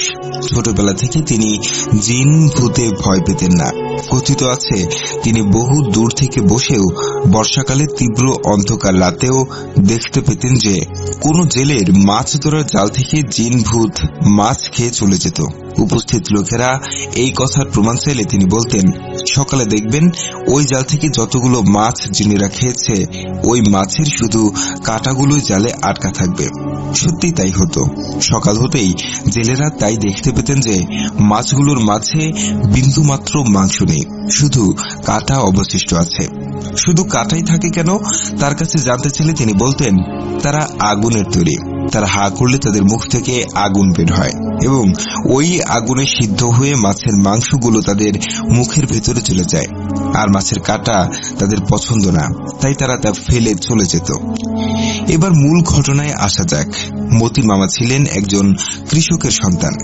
জীবন জীবিকার তাগিদে তিনি কৃষি কাজের সাথে সংযুক্ত ছিলেন। তিনি প্রায় সময় রাতে কোন দিয়ে সেচে বিল থেকে কৃষি জমিতে পানি দিতেন। কোন হলো আমাদের গ্রামের সেচের এক ধরনের বিশেষ যন্ত্রের নাম, যা আজ কালের বিবর্তনে প্রায় বিলুপ্তির পথে। এমনই এক রাতে তিনি জমিতে কোন দিয়ে সেচ দিচ্ছিলেন। বলে রাখা ভালো রাসেল ভাই, তিনি প্রতিবারই সেচে দেওয়ার সময় একটা বালতি বা বল ভর্তি করে পচা ভাত তরকারি নিয়ে যেতেন। ওই বিলটিতে যেখান থেকে তিনি কৃষি জমিতে সেচ দিতেন, খাবারগুলো জিন পিশাচের বাচ্চাদের খেতে দিতেন। বলে রাখা ভালো, তিনি জিনও সাধন করতেন। জ্যোৎস্না রাত, চারিদিকে ফাল্গুনের হাওয়া বইছে। এমনকি এক রাতে তিনি কোন দিয়ে জমিতে সেচ দিচ্ছিলেন। ঘটনা বোঝার সুবিধার্থে আমি তার জবানিতে লিখলাম। ভুল হলে মাফ করবেন, বলছেন মতিন মামা। সেচ দেওয়ার সময় খেয়াল করলাম হঠাৎই কোনটা অন্য সময়ের তুলনায় বেশ ভারী মনে হচ্ছে। তাকড়া জোয়ান ছিলাম, গায়ে শক্তি থাকায় কোনো কিছু না ভেবেই পানি তোলাতে লাগলাম। চাঁদের আলোয় হঠাৎ আমার চোখে পড়ল কোণের মাথায় একটা সুন্দরী মেয়ে বসে আছে। এই মেয়েটার কপালে বড় লাল টিপ, হাতে সাদা রঙের মোটা লাল চুড়ি। মনে হলো মেয়েটা সনাতন ধর্মের হবে। বুঝতে বাকি রইল না এটা জিন। তাকে ধমক দিয়ে বললাম, ভালো চাইলে এখান থেকে চলে যা, নয়তো এর পরিণাম ভালো হবে না। এই মেয়েটির এক কথা, না যাব না, অনেকদিন ধরে কিছু খাইনি, তোকে চিবিয়ে খাবো, তারপর যাব। আমার সঙ্গে থাকা জিনের মাধ্যমে তাকে চলে যেতে বললাম। সে যেতে রাজি হলো না। তখনই আমার জিন আমাকে জানালো যে ওই কোণের উপর বসে থাকা জিনটির উদ্দেশ্য ভালো না, আপনাকে মারার জন্য সে সুদূর ভারত থেকে এসেছে। আমার পালিত জিনকে তার সাথে লড়াই করতে বললাম। সে করুণ স্বরে বলল, মালিক, সে আমার থেকে অনেক শক্তিশালী, তার সাথে আমি পারবো না বলে সে আমায় সালাম দিয়ে চলে গেল। অনেকবার বলার পরও সেই মেয়ে আকৃতির জিনটি যেতে রাজি হলো না। তারপর ধোয়া পড়া পানি তার দিকে ছুঁড়ে মারতেই সে বিকট চিৎকার করে আমার গলায় তার ভয়ঙ্কর হাত দিয়ে আমার গলা চেপে ধরল। রাসেল ভাই, হাতটা ছিল এমন, সমগ্র হাত বড় বড় লোমে ভরা, ছোট বিড়ালের বাচ্চাদের মতো নরম তার হাত। রাসেল ভাই, বলে রাখা ভালো, আমার কোমরে জামার আস্তিনে সবসময় রাতে একটা চুরি রাখতাম। জোরে আল্লাহর নাম দিয়ে ওই চুরিটা তার দিকে ছুঁড়ে মারতেই বিকট শব্দ করে সে কোণের মাথা থেকে ছিটকে মাটিতে লুটিয়ে পড়ল। ওই জিনটির দেহ থেকে প্রচুর রক্ত বের হতে লাগলো। তখন হঠাৎই খেয়াল করলাম পশ্চিম দিক থেকে বেশ বড় বড় জোব্বা পরা কয়েকজন লোক আমার দিকে দৌড়ে আসছে। আমি দ্রুত দৌড়ে বাড়ি চলে আসি। কিছু সময় পর দরজায় নক করার শব্দ শুনতে পাই। আমার স্ত্রী জানতে চাইলেন, কে? জবাবে উত্তর আসলো, আমরা পুলিশ। দরজা খুললেন। তখন আমি দ্রুত পেছনের দরজা দিয়ে পালাতে থাকি, সাথে পুলিশও আমার পিছু নিল। একসময় ধান ক্ষেতের আইলে দৌড় দিলাম। পুলিশ সরু আইলে দৌড় দিতেই এক একজন ধানের জমিতে হোঁচট খেয়ে পড়তে লাগলো। একটা সময় আমাকে পুলিশ ধরে ফেললেন আর বলতে লাগলেন, থানায় চল, তোর বিরুদ্ধে একটি হিন্দু মেয়েকে খুন করার অভিযোগ আছে। রাসেল ভাই, আমি ভীষণ হতবাক হলাম। পুলিশকে এই তথ্য দিল কে? এই ঘটনার সময় ওখানে তো কেউ ছিল না। যাই হোক, পুলিশকে রাতের সমস্ত ঘটনা খুলে বললাম, আর এটাও বললাম যে ওটা মানুষ না, জিন। পুলিশ তা কোনো মতে বিশ্বাস করলেন না। আমি এবং কতিপয় গ্রামবাসীর অনুরোধে ঘটনাস্থলে পুলিশকে যেতে বলি। ওখানে যেতে ফজর শেষে ভোর হলো। গিয়ে বিলের পারে যা দেখি তাতে সবাই অবাক। দেখি একটা কালো বড় আকৃতির কাক মরে পড়ে আছে এবং ওই কাকের বুকে আমার রাতের চুরিটা বসানো। দেখে সবাই হতবাক। অনেক জিজ্ঞাসাবাদ আর উপস্থিত সকলের অনুরোধে এবং কোনো বাদী না থাকায় পুলিশ আমাকে ছেড়ে দিল। তখন থেকে শুধু একটা প্রশ্নই মনে ছিল, কে এত জলদি পুলিশকে জানালো? পরদিন গ্রামের এক প্রবীণ মাতাব্বরকে সাথে নিয়ে থানায় গিয়ে খোঁজ করলাম বেশ ভালো করে। অত্র থানার ভারপ্রাপ্ত কর্মকর্তা বললেন, কই, এমন কোনো অভিযোগ তো আমাদের থানায় আসেনি। ওই দিন রাতে তো আমরা এমন কোনো অপারেশনে যাইনি। শুনে আমরা অবাক। তবে কে ছিল ওই দিনের অভিযোগকারী? কে ছিল ওই দিনের পুলিশ? পরদিন আমার সাথে থাকা জিন হাজির করে তাদের কাছে তেমন কিছু জানতে পারেনি। তার উত্তর এখনো মেলেনি। রাসেল ভাই, এই ছিল ঘটনা। ঘটনাটি সম্পূর্ণ সত্য, প্রচার করলে ভীষণ খুশি হব।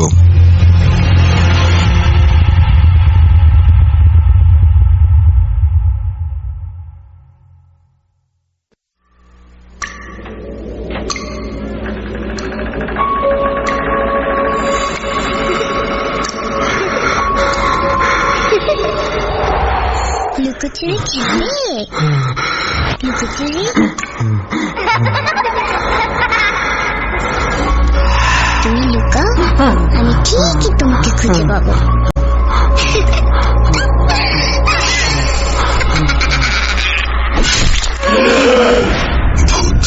Voot.com with Russell.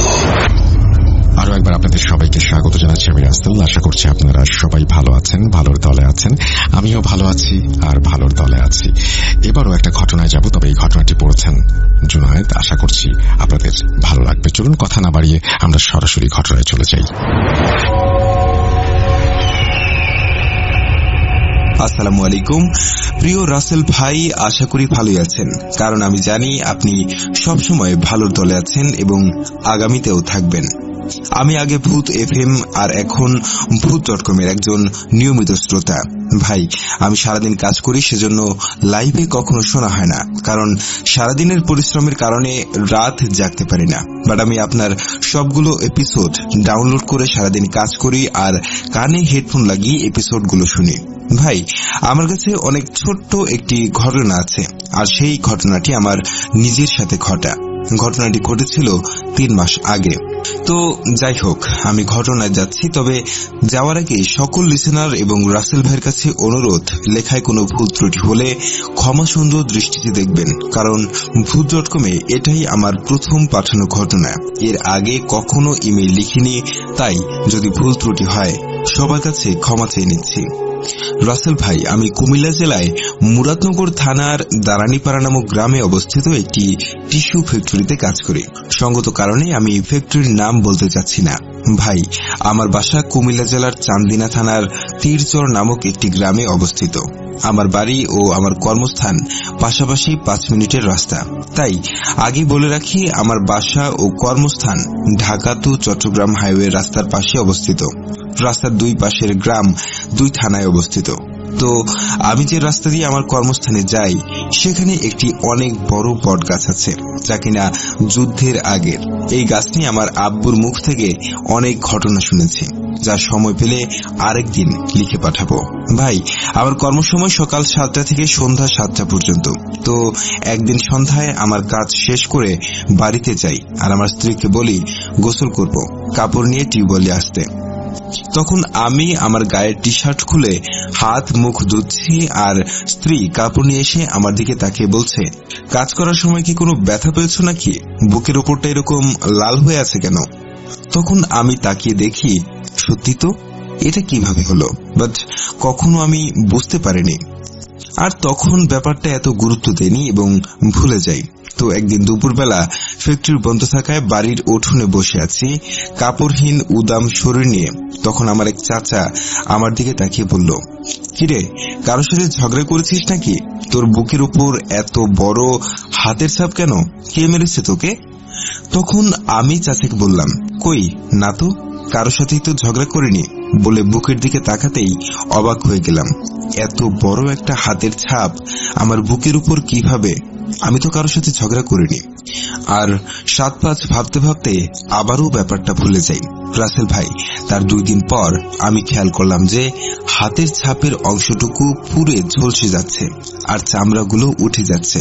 তখন আমি এই বিষয় নিয়ে খুবই চিন্তিত হয়ে গেলাম, আর তখন আম্মুকে বিষয়টি জানালাম। তখন আম্মু আমাকে বলে যে বিষয়টি স্বাভাবিক কিছু হবে না, তুই বড় হুজুরের কাছে যা, গিয়ে হুজুরকে হাতের ছাপটা দেখা।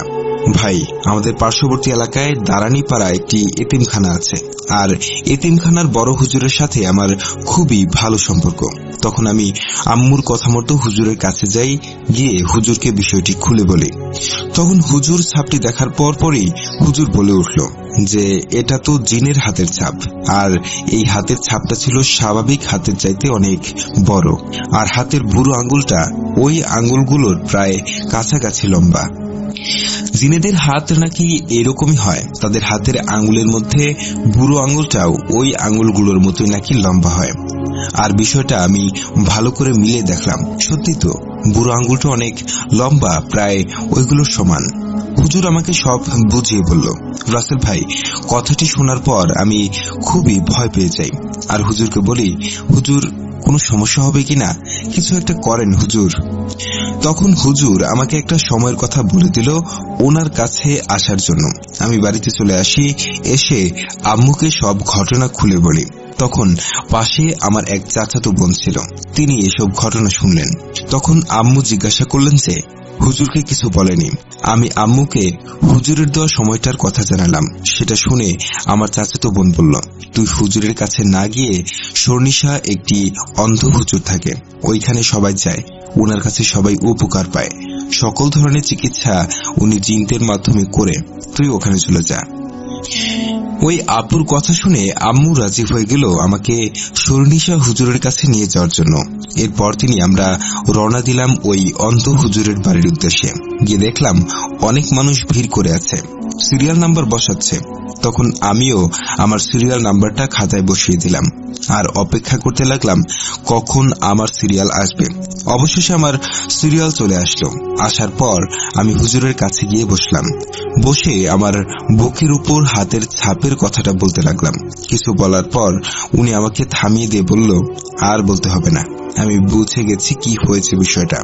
তখন দেখলাম উনি ওনার হাতে থাকা স্টিলের গ্লাস আর একটা ধান কাটার কাছে নিল, নিয়ে ওই কাছের গোড়া দিয়ে গ্লাসের ভিতরে কি যেন খোঁচাতে লাগলো জোরে জোরে, আর কি যেন বলছিল।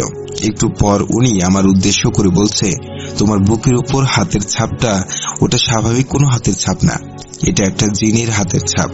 ওই দিন সন্ধ্যায় তুমি যে রাস্তা দিয়ে বাড়ি ফিরছিলে ঠিক তখনই ওই রাস্তা ধরে জিনটা যাচ্ছিল তার নিজ গন্তব্যে। তুমি তখন তার সামনে পড়ে গিয়েছিলে, তখন সে হাত দিয়ে তোমাকে ওর সামনে থেকে সরিয়ে দিয়েছে, যা তুমি বুঝতেই পারোনি। ওই জিনটা ভালো ছিল, তাই সে তোমার কোনো ক্ষতি না করে তোমাকে রাস্তা থেকে সরিয়ে দিয়ে চলে গেছে। আর তোমার বুকের উপর ছাপের অংশটুকু পুড়ে যাওয়ার কারণ, জিনেরা তো আগুনের তৈরি, তাই ওই হাতের ছাপের অংশটুকু পুড়ে যাচ্ছে। তখন তিনি বলেন, যাই হোক, আর কোনো সমস্যা হবে না, আমি বিষয়টা দেখব, তবে তুমি টাইম মেনটেন করে চলো। আর তিনি আমাকে পানি পড়া ও তেল পড়া দিল, সাথে একটি তাবিজ দিল, আর হাদিয়া হিসেবে 800 টাকা নিল। এখানে একটা মজার বিষয় হলো ভাইয়া, আমার আগে যে মহিলাকে হুজুর দেখেছিল ওই মহিলা হুজুরের হাদিয়া নিয়ে দামাদামি করছিল, মানে উনি চাচ্ছিল কম দেওয়ার জন্য, আর হুজুর না করছে।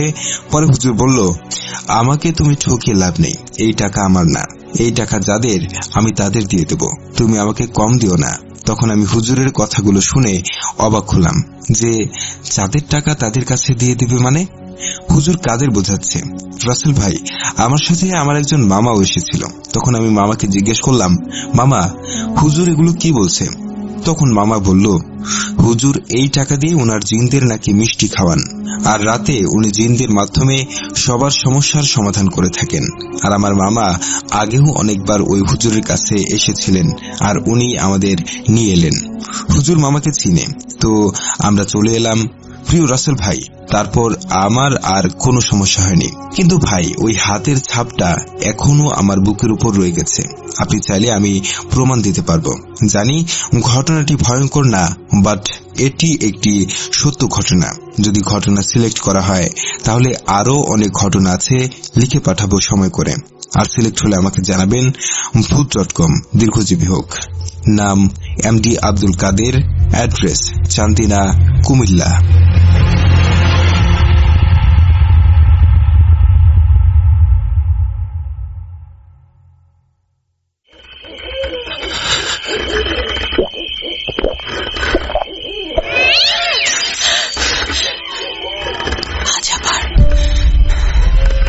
শুনতে পাচ্ছেন শব্দটা? আমার আয়নার ভেতরে রোজ এভাবেই আসে।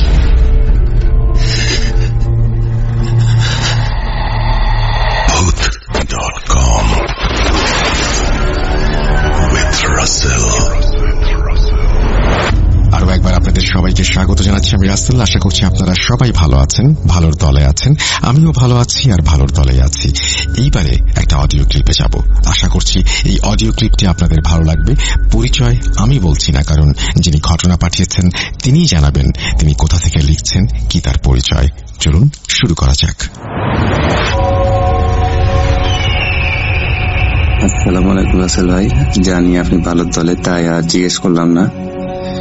আজকে আমি যে ঘটনাটি লিসেনারদের মাঝে নিয়ে উপস্থিত হয়েছি, এই ঘটনাটি উত্তরবঙ্গের চাঁপাইনবাবগঞ্জ জেলার শিবগঞ্জ থানার প্রাচীন গড়ের রাজধানী সোনা মসজিদের লাগোয়া কোন একটি গ্রামের ঘটনা। এই ঘটনাটি আমাদের গ্রামের একটা বড় একটা বংশ আছে, বংশের ঘটনা। এই ঘটনাটি আনরিলেটেড ঘটনা। তো আমাদের গ্রামের প্রায় 70% সেই পরিবারটির মানে সদস্যদের, তাদের বিশাল জনগোষ্ঠীর একটা বংশ। তো তাদের বংশের একটা প্রবাদ আছে, তাদেরকে পাগলা বংশ বলা হয়। এই ঘটনাটি শোনার পরে বুঝতে পারবেন যে কেন তাদেরকে পাগলা বংশ বলা হয়। এই ঘটনাটি যুদ্ধের আগের ঘটনা। এই বংশের একজন বড় কর্তা ছিলেন, তার নাম নইমুদ্দিন হাজি সাহেব। তো নইমুদ্দিন হাজি সাহেব তাদের মানে মাটির উপরে প্রায় ৬-৭টি বৈশাখী আমের গাছ ছিল। তো এই বৈশাখী আমটি বৈশাখ মাসে মূলত পাকে, আর এই আমটি অনেক দেখতে সুন্দর ও সিঁদুর লাগা আম, যেটাকে আমাদের গ্রামের ভাষায় বলে সেন্দুর লাগা আম। তো তিনি তাদের দফাদার বলতে আমাদের গ্রামের ভাষায় দফাদার বলে। দফাদার বলতে বংশের তাদের জমি জায়গা দেখাশোনা করার জন্য প্রধান যে লোকগুলা থাকে তাদেরকে দফাদার বলা হয়। তো তার বেশ কয়েকটি দফাদার নিয়ে সেই বৈশাখী গাছের পাকা আম সংগ্রহ করতে তারা যায়। তো এই বৈশাখী আমের গাছটি তাদের সেই সময় এই জায়গাটিতে অনেক বন জঙ্গল ছিল। আর সে সময় ভূত এবং বা জিন পরি বলেন ও জন্তু জানোয়ারের যে হিংস্র প্রাণীর ভয় থাকতো। বিশেষ করে বানর, বাঘ, তারপরে বানরের বেশ কয়েকটি প্রজাতি, এগুলোর ভয় ছিল খুব বেশি। এবং জিনের পরীর তো ভয় আছেই। তো তারা লাঠিসোঁটা নিয়ে প্রোটেকশনের জন্য তারা বৈশাখী আম সংগ্রহ করতে যায়। তো তাদের ওইখানে একটা বড় একটা মাচা তৈরি করে দেওয়া হয় সেই নইমুদ্দিন হাজী সাহেবের জন্য। তো তিনি ওই আমগুলো সংগ্রহ করে তাকে দেওয়া হয় এবং তিনি মাচার উপরে নিয়ে বসে থাকেন। তো পরক্ষণে লক্ষ্য করেন যে ওনার পাশে বামন একটি ছেলে নিচ থেকে আম চাইছে, কোনো শব্দ করছে না, শুধু ইশারা করে আম চাইছে। তো তিনি 2টি আম তার দিকে উপর থেকে ছুড়ে দেয় এবং সেই ছেলেটি আম নিয়ে চলে যায়। এর বেশ কিছুদিন পরে তারা আবার তার বেশ কয়েকটি দফাদার নিয়ে সেই বৈশাখী আম সংগ্রহ করতে চায় এবং তিনি লক্ষ্য করেন যে কিছু দূরে একজন আলখাল্লা পড়াইতে একজন খুব সুদর্শন একজন ব্যক্তি দাঁড়িয়ে আছে, সাদা টুপি মাথায়, টুপি জাতীয় একটা মাথায় আছে। তো তিনি তাকে ডাকছে এবং তার সাথে সেই ছেলেটি, বামন ছেলেটি তার সাথে আছে। তো তিনি ডাকছে যেহেতু তিনি নিচ থেকে নেমে যান এবং যাওয়ার পরে তাকে বলা হয় যে আপনাদের গাছের আম যে আমার ছেলে খেয়েছে, তো তার খুব ভালো লেগেছে। তো আপনি যে আমাদেরকে যদি, আমার ছেলের বিয়ে সামনে, তো আপনি যদি আমাদের কিছু আম দিতেন তাহলে আমরা বিয়ের অনুষ্ঠানে সে আমগুলো যে বরযাত্রীদের মাঝে বিলিয়ে দিতেন বা বরযাত্রীদের খাওয়াতেন, এই রিকোয়েস্ট করার জন্য। তো তার খুব মায়া হয় যে যেহেতু তার গাছের আম তেমনি জন্তু জানোয়ার পশু পাখিতেই বেশিরভাগ নষ্ট করে। তো তিনি বলেন যে ঠিক আছে, আপনারা পারতে পারেন। তো তাদেরকে পাড়ার অনুমতি দেয় এবং সেই লোকটি তার এরূপ ব্যবহারে খুশি হয়ে তিনি বলেন যে আমাদের যে সামনের সপ্তাহে আমার ছেলের বিয়ে, তো আপনি এশার নামাজের পরে আপনি মসজিদ থেকে বের হলে আমাদের এখান থেকে কয়েকজন লোক গিয়ে আপনাকে নিয়ে আসবে, আপনি আমাদের বিয়েতে চাইলে হাজির হতে পারেন, বা হাজির হলে আমরা খুব খুশি হব। তো তিনি বলেন যে ঠিক আছে, যেহেতু বিয়ের দাওয়াত দিয়েছে, তিনি সম্মতি জানায়, এক প্রকার সম্মতি জানিয়ে তিনি বিদায় নিয়ে আসেন। তো তিনি সেদিনের মতো আম সংগ্রহ করে চলে যান এবং দফাদার নিজের মন মতো আম সংগ্রহ করে রওনা দেন।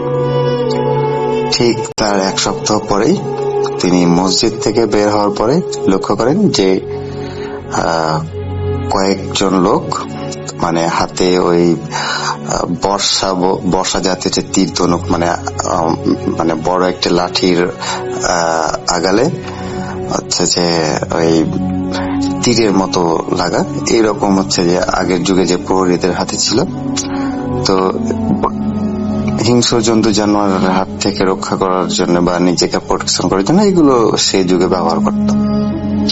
ধনুক টাইপের যে জন্তু জানোয়ার আসলে সেগুলোতে আক্রমণ করার আগে সেটা দিয়ে প্রতিহত করতে পারে। তো তিনি বলেন যে এইরকম আপনাকে যিনি দাওয়াত দিয়েছিলেন, আমাদের সর্দার সাহেব, তো ওনার ছেলের বিয়ে, তাই আপনাকে আমরা নিতে এসেছি। তো তিনি বলেন যে আমি বাসায় যাই, বাসায় গিয়ে আমি হচ্ছে যে ওনাদের বিয়ের জন্য এরকম কিছু মিঠাই মানে মিষ্টি যেটাকে বলে মিষ্টি হচ্ছে যে আমি নিয়েছি। তো যে আমি সেগুলো নিয়ে আসি বাসা থেকে। তো তিনি বাসা থেকে নিয়ে বের হন এবং তাদের সাথে হাঁটা দেন। তো তিনি তাদের সাথে হাঁটা দেন। তো হাঁটতে হাঁটতে তিনি ঠিক তাদের যে জমির শেষ প্রান্তে সেখানে একটি বটের গাছ ছিল, সেই বটের গাছের কাছে যেতে যেতে তিনি লক্ষ্য করেন যে মানে সেখানে অনেক মানুষ, অনেক মেয়ে মানুষ, ছেলে মানুষ, অনেক বয়স্ক মানুষও আছে তাদের মধ্যে। তো খুব ধুমধাম করে একটি বিয়ে চলছে, তিনি দূর থেকে একটু কাছে গিয়ে লক্ষ্য করেন। তো তিনি সেখানে গিয়ে উপস্থিত হতে সেই মানে বৃদ্ধ বয়স্ক লোকটি তিনি তার সামনে এসে হাজির হন এবং তাকে লম্বা একটি সালাম দিয়ে তাকে আপ্যায়ন করেন। তো তাকে একটি মাটির যে ওই খাটলা মানে দড়ির খাটলা, যে দড়ির খাটলাতে মানে খাটের দড়ি দিয়ে যে খাট বানানো হয় ছোট্ট বসার জন্য, সেরকম একটা খাটের তাকে বসতে দেওয়া হয়। তিনি ওখানে বসেন এবং তাৎক্ষণিক তার সামনে অনেক নিত্য নতুন হচ্ছে যে খাবার তাকে এনে দেওয়া হয় এবং তিনি লক্ষ্য করেন যে সেই বট গাছ জুড়ে এত রাতের মধ্যে, সে সময় তো ইলেকট্রিসিটি ছিল না, হ্যাচাক, তারপর হচ্ছে যে মশাল চেরাগ, এসব লন্ঠন, এগুলো ব্যবহারের প্রচলন সবসময় সে সময় ছিল, কিন্তু ইলেকট্রিসিটি সে সময় ছিল না। তো তিনি লক্ষ্য করেন যে অদ্ভুত ভাবে সেই জায়গাটি খুব আলোকিত হয়ে আছে, মানে এমন ভাবে আলোকিত হয়ে যাচ্ছে মানে দিনের মতো চকচক করছে সব। কিন্তু তিনি লক্ষ্য করেন সেখানে অনেক মানুষ, এখানে গাছের গোড়ায় হচ্ছে যে একজন বর একজন কনে বসে আছেন এবং সে বরটি বামন টাইপের এবং মেয়েটিও সে বামন টাইপের, কিন্তু মেয়েটির চুল তার পাশ দিয়ে মানে যেখানে বসে আছেন বসার থেকেও মনে হচ্ছে এত চুল যে মাটিতে গোছা হয়ে যাচ্ছে যে পড়ে আছে, মানে এত বড় চুল। সে ছেলেটিও বসে আছে এবং তাদের পাশে মানে অনেক গ্যাঞ্জাম চিল্লা চেঁচামেচি এরকম তো আছে, বিয়ে বাড়ি একটা আমেজ যেরকম থাকে তার চাইতো বেশি। তো যে যার বাচ্চারা যে যার মতো খেলছে, মেয়েরা অনেক রান্না করছে, কেউ বাসন গোছাচ্ছে, মানে যে যার মতো কাজে ব্যস্ত, তার দিকে তার কোনো লক্ষ্য নেই।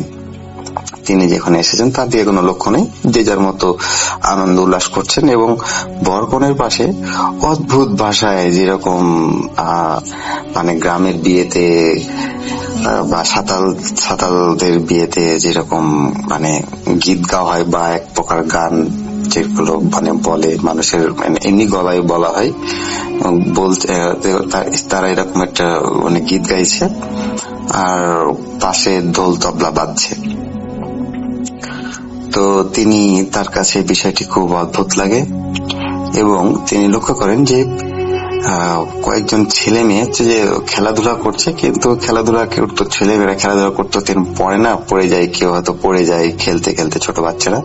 তো তিনি লক্ষ্য করেন যে বাচ্চাগুলো পড়ে যাচ্ছে, সে বাচ্চাগুলো পড়ার পরে মানে কিরকম যেন ভ্যানিস্ট হয়ে যাচ্ছে, আবার কোন দিক থেকে সেই বাচ্চাটি আবার এসে হাজির হচ্ছে, এরকম কেউ কাউকে ধরতে যাইছে তখন সে আবার ভ্যানিস্ট হয়েছে।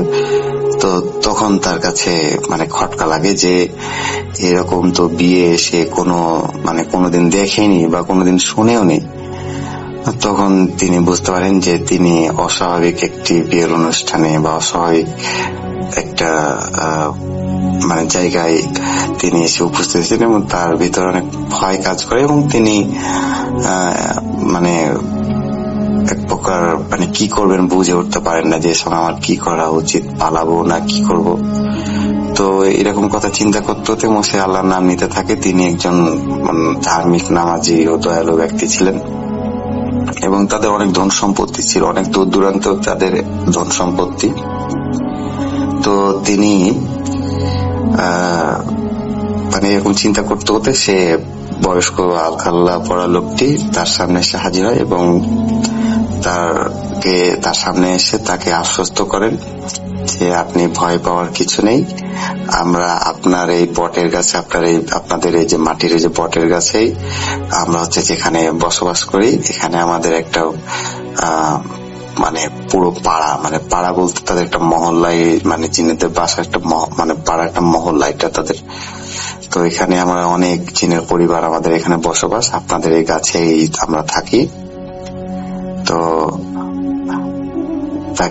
তার জন্য খুব মানে কৃতজ্ঞ, মানে তিনি যে আমগুলো দিয়েছেন এবং তাদের মানে বিয়েতে যে মিষ্টি নিয়ে হাজির হয়েছেন, এই জন্য সে খুব কৃতজ্ঞ জানে এবং তার ব্যবহারে তারা খুব সন্তুষ্ট হয়েছে এবং তিনি তাকে আশ্বস্ত করেন যে আপনি ভয় পাবেন না, আপনার কোনো কিছু হবে না।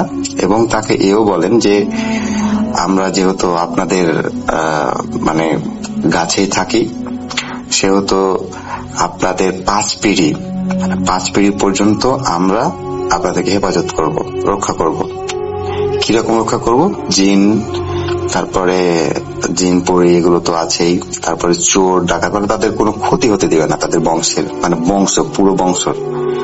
আর নইবুদ্দিন হাজী সাহেবের পুরো বংশের তিনি তারা সেই জিনের পরিবার বা বংশ, তারা বলে যে আমরা 5 পিঢ়ি পর্যন্ত যোগ্য। মানে 5 পিঢ়ি বলতে কি, কোনটাকে বোঝাচ্ছে আপনাদেরকে ভেঙে বোঝাই।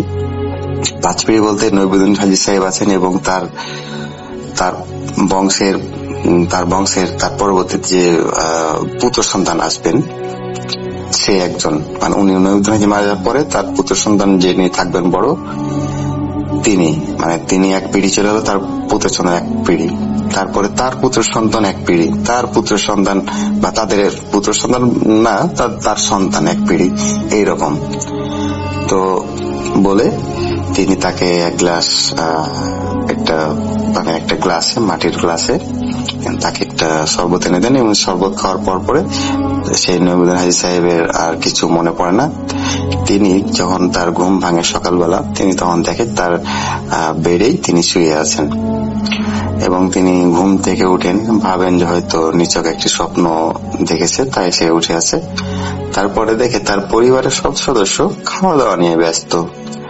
সেই অনেক রকম ফল, অনেক রকম খাবার তারা খাচ্ছে এবং তাদেরকে জিজ্ঞাসা করে যে এই তোমরা এই খাবারগুলো কোত্থেকে পেয়েছো? এগুলো তো আমি আনি নাই, বা আমি তো এগুলো কোত্থেকে এনেছো, কে দিয়েছে? তো তার পরিবারের সদস্যরা জানায় যে এগুলো তো আপনি এনেছেন। তার বউ বলে এগুলো তো আপনি এনেছেন, আপনি তো গত রাত্রে বিয়ে বাড়ি থেকে আপনাকে এগুলো দিয়েছে, আপনি নিয়ে আসেন। তখন তার সেই স্বপ্নের কথা মনে পড়ে যায় পুরোপুরি এবং তিনি তার পরের দিন স্বপ্নে তাকে জানানো হয় যে তার সাথে তার জিনেরা এসে খাবারগুলো বাসায় রেখেছেন এবং তাকে বাসায় এসে রেখেছেন। তো এইরকম কালের বিবর্তন হওয়ার পরে 3 পিঢ়ি জোগাড় পরে, মানে 3 পিঢ়ি পাড়া দেওয়ার পরে, মানে 3 পিঢ়ি বলতে নইবুদ্দিন হাজী সাহেব তার পরিবারের মানে সন্তান, তার পরিবারের সন্তান, মানে একজন সন্তানের বড় সন্তান তিনি তারা মারা যাওয়ার পরে 3 পিঢ়ি যখন হয়েছে এরকম, তখন তারা একটি ভুল কাজ করে বসেন। তারা সেই বটের গাছটি কেটে ফেলে এবং সেই বটের গাছটি কেটে ফেলার পরে তাদের যতগুলো বংশ আছে, তাদের আত্মীয় বংশ আছে, তাদের রক্তের বংশ, তো তাদের প্রত্যেকের বাসায় প্রতি রাত্রে ঢিল পড়া শুরু হয় এবং এক একজনের উপরে জিন ভর করে ওঠে যে তোরা এই কাজটি কেন করলি, তোরা এই গাছটি কেন কাটলি, তোদের পূর্বপুরুষ আমাদেরকে গাছটি দিয়ে গেছে, আমরা তো এই তোদের বংশকে পাহারা দেই, মানে তাদের শরীরে সেই জিনগুলো নেমে এক একজনের গায়ে এক এক দিন এরকম জিন নামতে থাকে এবং কেউ সারা রাত ঘুমাতে পারে না, তাদের পুরো বংশ সারা রাত ঘুমাতে পারে না, তাদের চালের উপরে ডিল নিক্ষেপ হয়, সারা রাত ডিল নিক্ষেপ হয় এবং সকালে দেখা যায় যে কোনো জায়গায় একটিও ডিল পড়ে নাই এবং টিনেও কোনো জায়গায়, মানে টিনের চালা ও তাদের কোনো কিছু হয় না, অক্ষত অবস্থায় আছে। তো তারা একজন বিজ্ঞ আলেম দ্বারা তারা এই জিনের সাথে কথা বলতে সক্ষম হয় এবং সেই জিনটি তাদেরকে বলেন যে তারা যেহেতু ভুলটি করে ফেলেছেন, তাহলে এখন তাদের যেটা করণীয় যে যে জায়গায় বটের গাছটি ছিল সেই জায়গাটাকে সেন্টার করে মানে মধ্যখান করে পুকুর খনন করতে হবে, এবং পুকুর খনন করার পরে সে পুকুরে যখন পানিতে ভরে যাবে, মানে পানিতে যখন ভরে যাবে তখন একটি নৌকা তৈরি করে সেই নৌকা নিয়ে গিয়ে সেই মধ্যেখানে সোনার চারাক জ্বালিয়ে রেখে চলে আসতে হবে। তাহলে তাদের এই অভিশাপ থেকে তারা মুক্তি পাবে, মানে তাদের এই যে তারা যে গাছটি কেটে ভুল করেছে এটা থেকে তাদেরকে ক্ষমা করা হবে। তো তাদের বংশের যারা ছিল সবাই তখন কেউ টাকা দিয়ে পয়সা দিয়ে, কেউ ধান গম এগুলো দিয়ে, কেউ স্বর্ণ দিয়ে, যাতে স্বর্ণ ছিল তারা স্বর্ণ দিয়ে তারা একটা চারা মানে বানায়, এবং সেই বটের গাছটাকে সেন্টার করে তারা একটি বড় একটি পুকুর খনন করে ফেলে। এবং পুকুর খনন করার পরেই বর্ষাকালে সে পুকুর পরিপূর্ণ হয়, এবং তারা যখন এই সম্মতিটা দেয় তখন থেকে তাদের চালে ঢিল পড়া বন্ধ হয়ে যায়। এবং এই পুকুর খনন করার পরেই পানিতে যখন পূর্ণ হয় সেই পুকুরটি, তখন তারা একটি নৌকাতে গিয়ে তারা একটি চারাক ওখান থেকে জ্বালিয়ে আসে।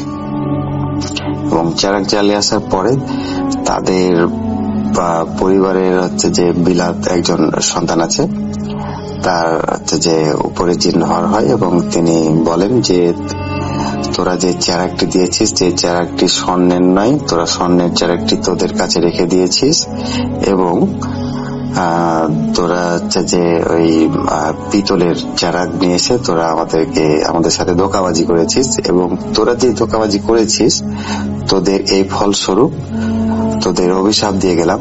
আর তোদের যেহেতু 5 পিঁড়ি জোগানোর কথা ছিল, পাহারা দেওয়ার কথা ছিল, এখন থেকে সেটাও মানে বাদ, মানে তাদেরকে পাহারা দিবে না।